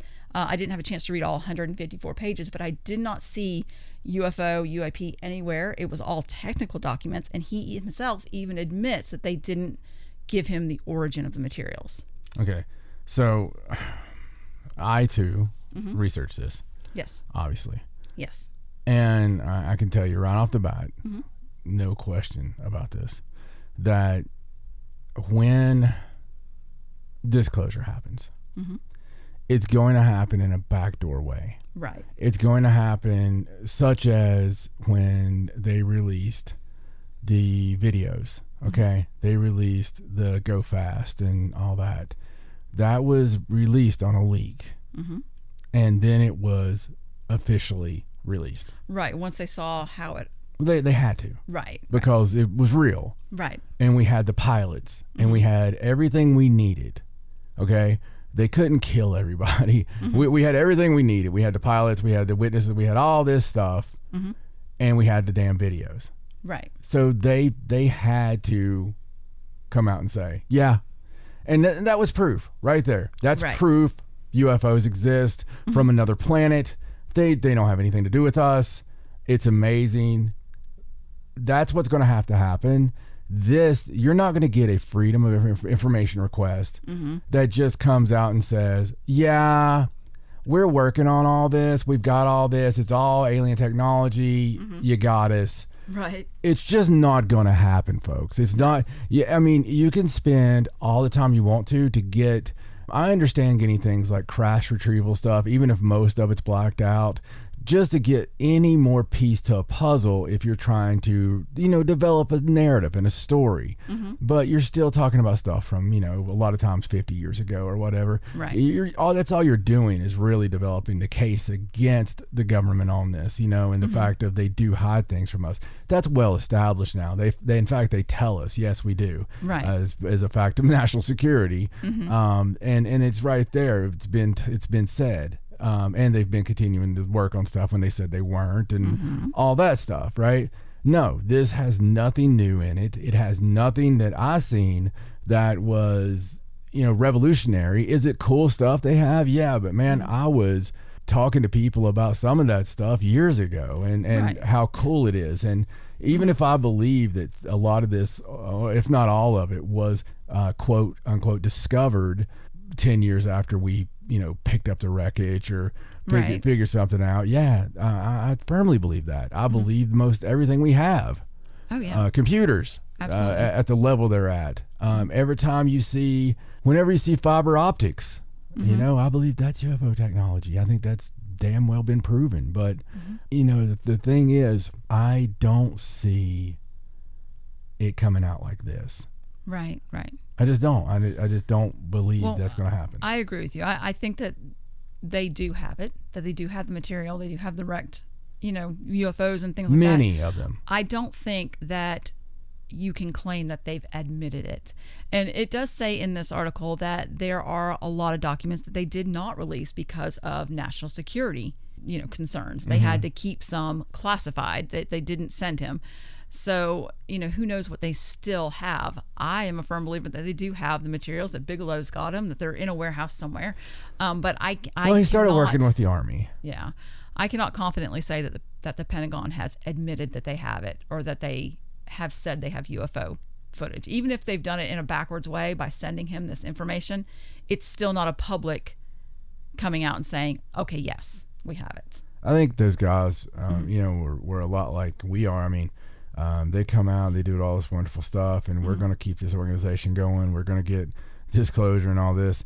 And you partner up with the military at all, and they're like, all right, guys, tell you what, if you keep your mouth shut, we'll show you the bodies. Of course. And like, well, we've decided to dissolve this. Well, I'll tell you, anybody that he contacted with Bigelow or any of the scientists that worked on any of it, nobody will talk to him about any of it. So everybody's very tight-lipped. Yeah. So I don't think that as long as nobody comes out and was like, yes, I handled that and I worked on it, and they don't have any reason to admit it. Right. So. Yeah. No. Nor is anybody that's actually in the know. Right. Why would you? True. You're in the know. Yeah. Well, I just wanted to talk about it because it has been going around and the headline is very sensational. So I wanted people to understand. Well, it's okay. What it was. I mean, it's okay. We're all going. The thing that bothers me is we got our answer. Yeah. We got our answer. We should have acted a bit differently about it and been like, all right, cool, guys, we got our answer. Just go ahead and give us the rest of it, instead of still trying to give them that power. I think we almost give them too much power because we act like they can hold it again, instead of being like, well, you've already told us this. Look, we caught your hand in the cookie jar. When the cookie's missing again, do you not think we're going to look at you first? I mean, just tell us. Just tell us it's time. We're ready. And I think it's almost here. I really do. I think that as full of disclosure as they can give us. Obviously, there's egg on faces, right? Or we would already have it. Yeah, absolutely. There's something. We have either done something very stupid, and okay. So you remember when the president gave the shoot them down orders, Right, the right. the early 50s, I mean, maybe we stupidly did, like way too much, and Right. that's why there was a treaty. And Got ourselves into trouble. And they slapped us, and they're like, look, okay, we're going to, work with you, but this is this, and this is this. Who knows, man? It's really crazy. There's something huge going on. I think that it has something to do. You can call it government, but I think it's something way above that. Oh yeah, me too. Because the government's morons. I mean, they are. They can't agree on anything. Yeah, they don't seem like the kind of people you want to give If huge secrets to. If I was a being with incredible intelligence, and I was monitoring the earth, Right. the last people I would give anything to would be politicians. Oh yeah, exactly. Anybody government, that would be the last people. Yeah, absolutely. Because I would be like, these guys can't tie their shoes. I mean, you know what I'm saying? Right. I would probably contact Clint Eastwood or something. Right. Being like, hey, we've been monitoring the earth for a while, and you seem to make sense. We just got to tell somebody, There you go. All right, let's move on to this next story. And this is a cool discovery. And it is the discovery of the oldest ancient DNA we've ever found. Oh, you don't say. Yes, and this is from some permafrost preserved teeth of a mammoth that's up to 1.6 million years old. What? Yes. Now, these are from tooth specimens that were excavated in the 1970s. And they weren't sure they were going to be able to get any kind of usable DNA from them, but because they were preserved in the permafrost, they didn't decay as quickly as, a normal tooth would have, and they were able to pull some samples from 2 out of 3 of the teeth, and it ended up giving them the oldest ancient DNA on record. Wow. Which is amazing. And they believe that it's possibly a new type of mammoth as well. A new kind that they've never discovered before. Think about how many years you're talking, man. Yeah. I mean, if we had mammoths from like 30,000 years, a million's a big difference. Jesus. Isn't that crazy? And they said thanks to the advances in sequencing technology and bioinformatics, they managed to obtain like 49 million base pairs of nuclear DNA from the oldest sample. It was found near a village called Krestovka, and there was another tooth from a village called Attica, but they were able to analyze it, and analysis of the DNA suggested that the first one was like 1.65 million years old. 1.65? Yeah, the second one was about 1.3 million. And it was just unbelievable. Now, they don't know like 100% that it's from an entirely new lineage, but that's just what they believe, because they can say it's a different species. Well, I know that the oldest DNA that we had before, just for references here, was 700,000 years. I think so, yeah. And that's that was a horse. Right. But 700,000 years was the oldest DNA workable that we had. Right. So, my God. It's really hard to get workable DNA that old, because they only had this because it was in that permafrost so long. It's bad. Yeah. But, geez, dude. Geez. Doubling something from 5 to 10 years is one thing. Right. But when you more than double it, you go 700,000 to 1.6. 1,600,000 years. Oh, yeah. They really wanted to push past that 1 million year mark for some reason. I guess it was like a goal. But they're very excited about it. They're going to keep trying to do some more studying on it. They do claim that the chances of finding million-year-old remains of like an ancient human in the permafrost are pretty low. But if you have the right environment, such as like a deep cave, you never know. You might find a sample that old. I think the oldest they have from a human, like early Neanderthal remains from some kind of Spanish cave, it was like 430,000 years. Yeah, it's over 400,000. So that's like the oldest DNA from ancient human relative. So I don't know, really cool discovery, and just so much you can do with the DNA. Oh yeah, that's a game changer. And I'm sure there'll be some uninhabited island somewhere with a perfect clone of a 1.6 million mammoth that shoots lasers out his eyes, you know? Probably. You know, I did see an article, I didn't bring it, but I did see an article where they cloned a ferret, an extinct type of ferret. Oh, no. And now there's one running around somewhere. So still working on that kind of stuff. You know, they're still working on the woolly mammoth. Just so you guys know, there's probably not been that many people that are as much against cloning as me over the years. I'm talking, 20-some years ago. I mean, I was all over it. The first time they talked about that stupid sheep, was it Dolly? Yes. And when I first heard about that sheep, I was so upset. And then they started talking about mammoths. And I wrote a song in Dead Level years ago. I actually wrote several songs about cloning.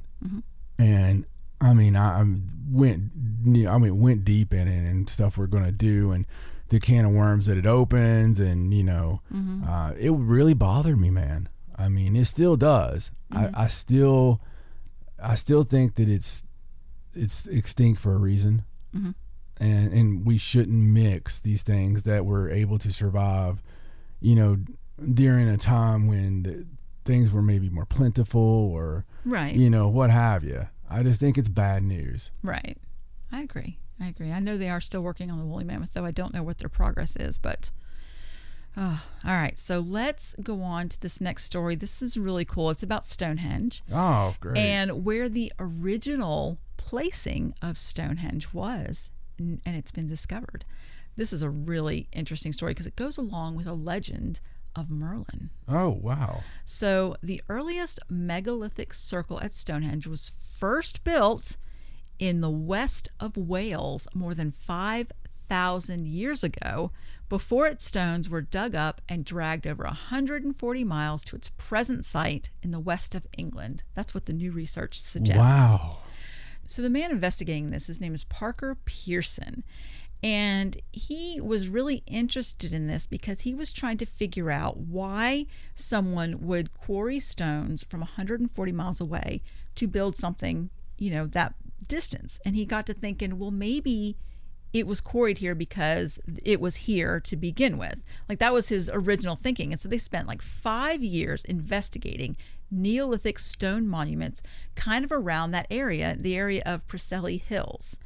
And in 2017, they determined that 4 stones at a site called Wan Mon, which like translates to peaty moorland in Welsh, were all that was left of a much larger circle of up to 60 stones that exactly matched the layout of the original 360-foot wide circle of bluestones at Stonehenge. Wow.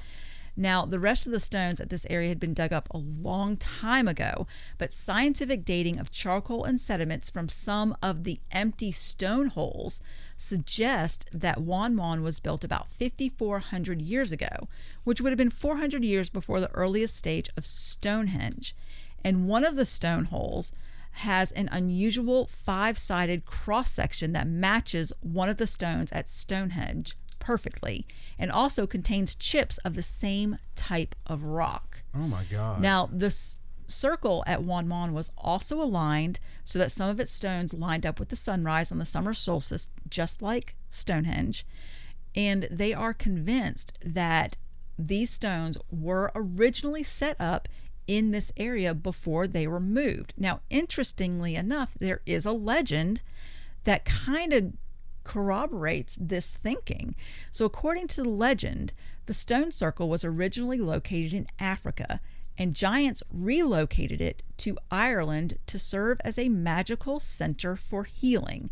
Now, at this particular time when this legend was written down, I think it was written down in like the 12th century, the far west of Wales was considered part of Ireland. Right. So it was put there.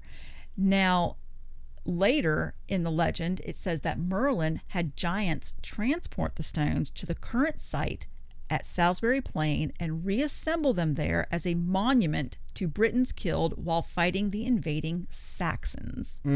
So that's the legend.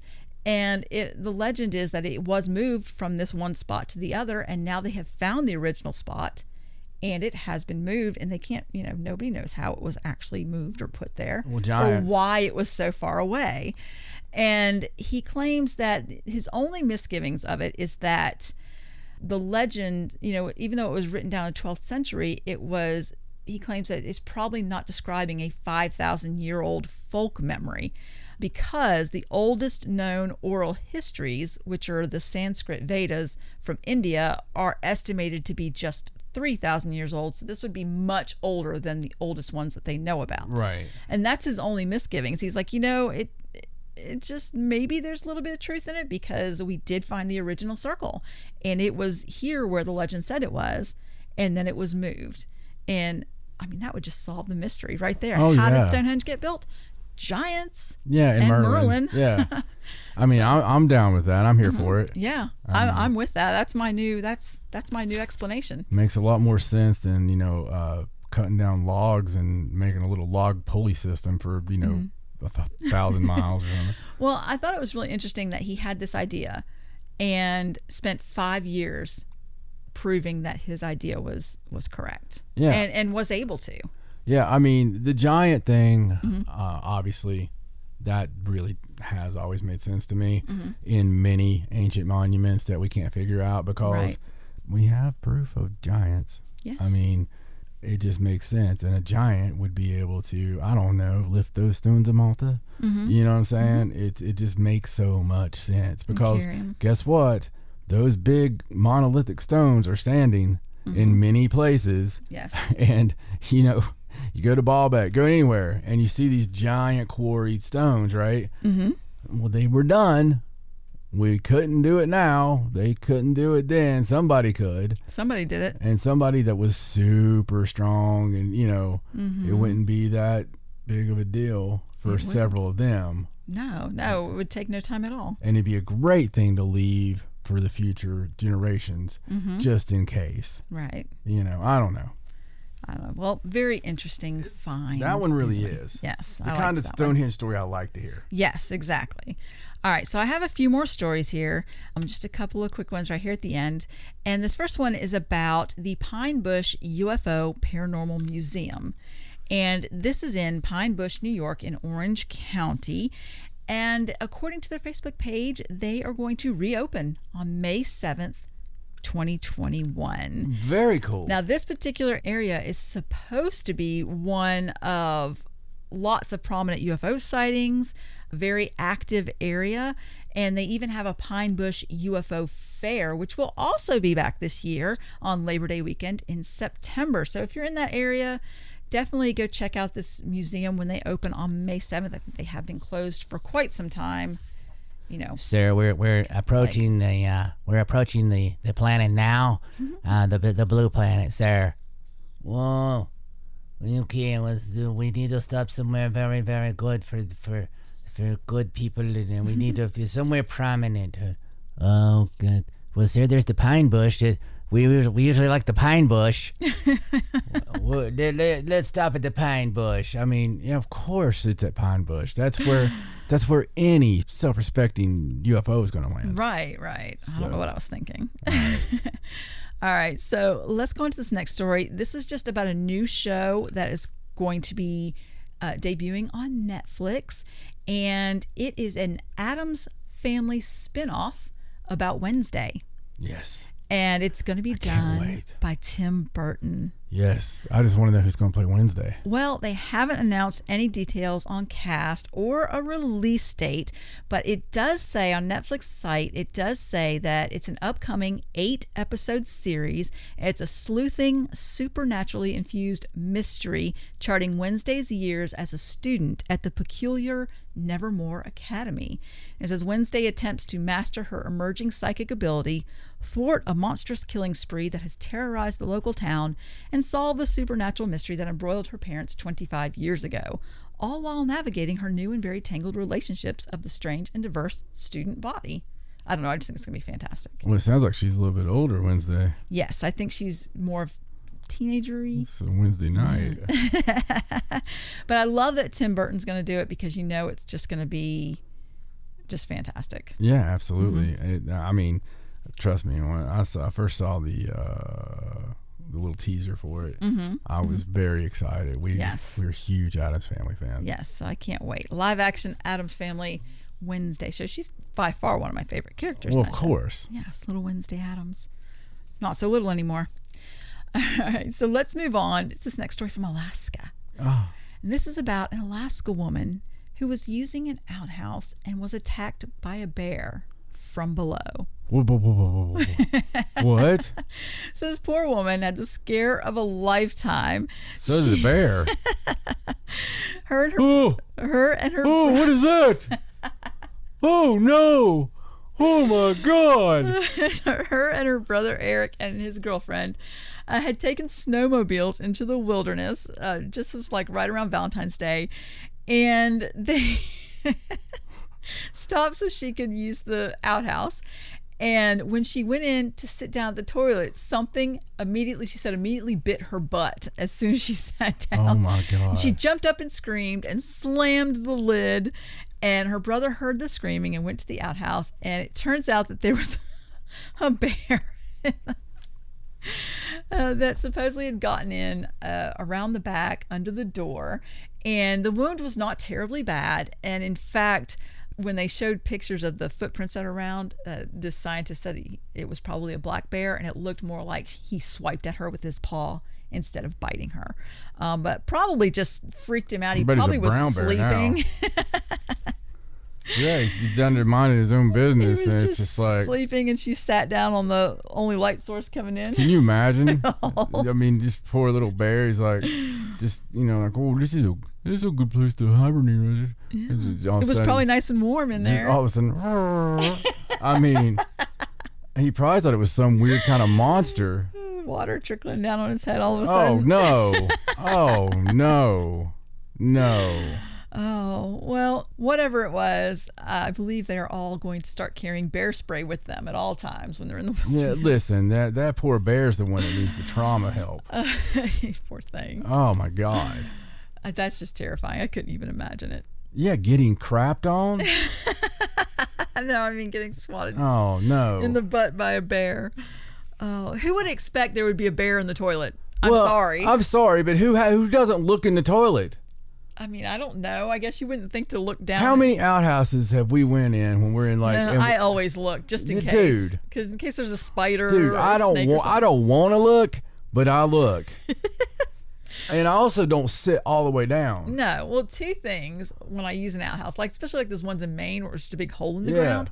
I look first, and I never take my cell phone because I know if someone's going to drop their cell phone in that nasty hole, it's going to be me. Oh my God. Oh, they're the worst. They are the nastiest holes of all holes. I mean, those are just the worst. And if there is ever some kind of like crap demon, that's where they're going to come from. I mean, oh God, those holes up there, just so bad. All right. So last story, you ready? I think so. So this is a story about some rare Roman carving that was found in Cambridgeshire.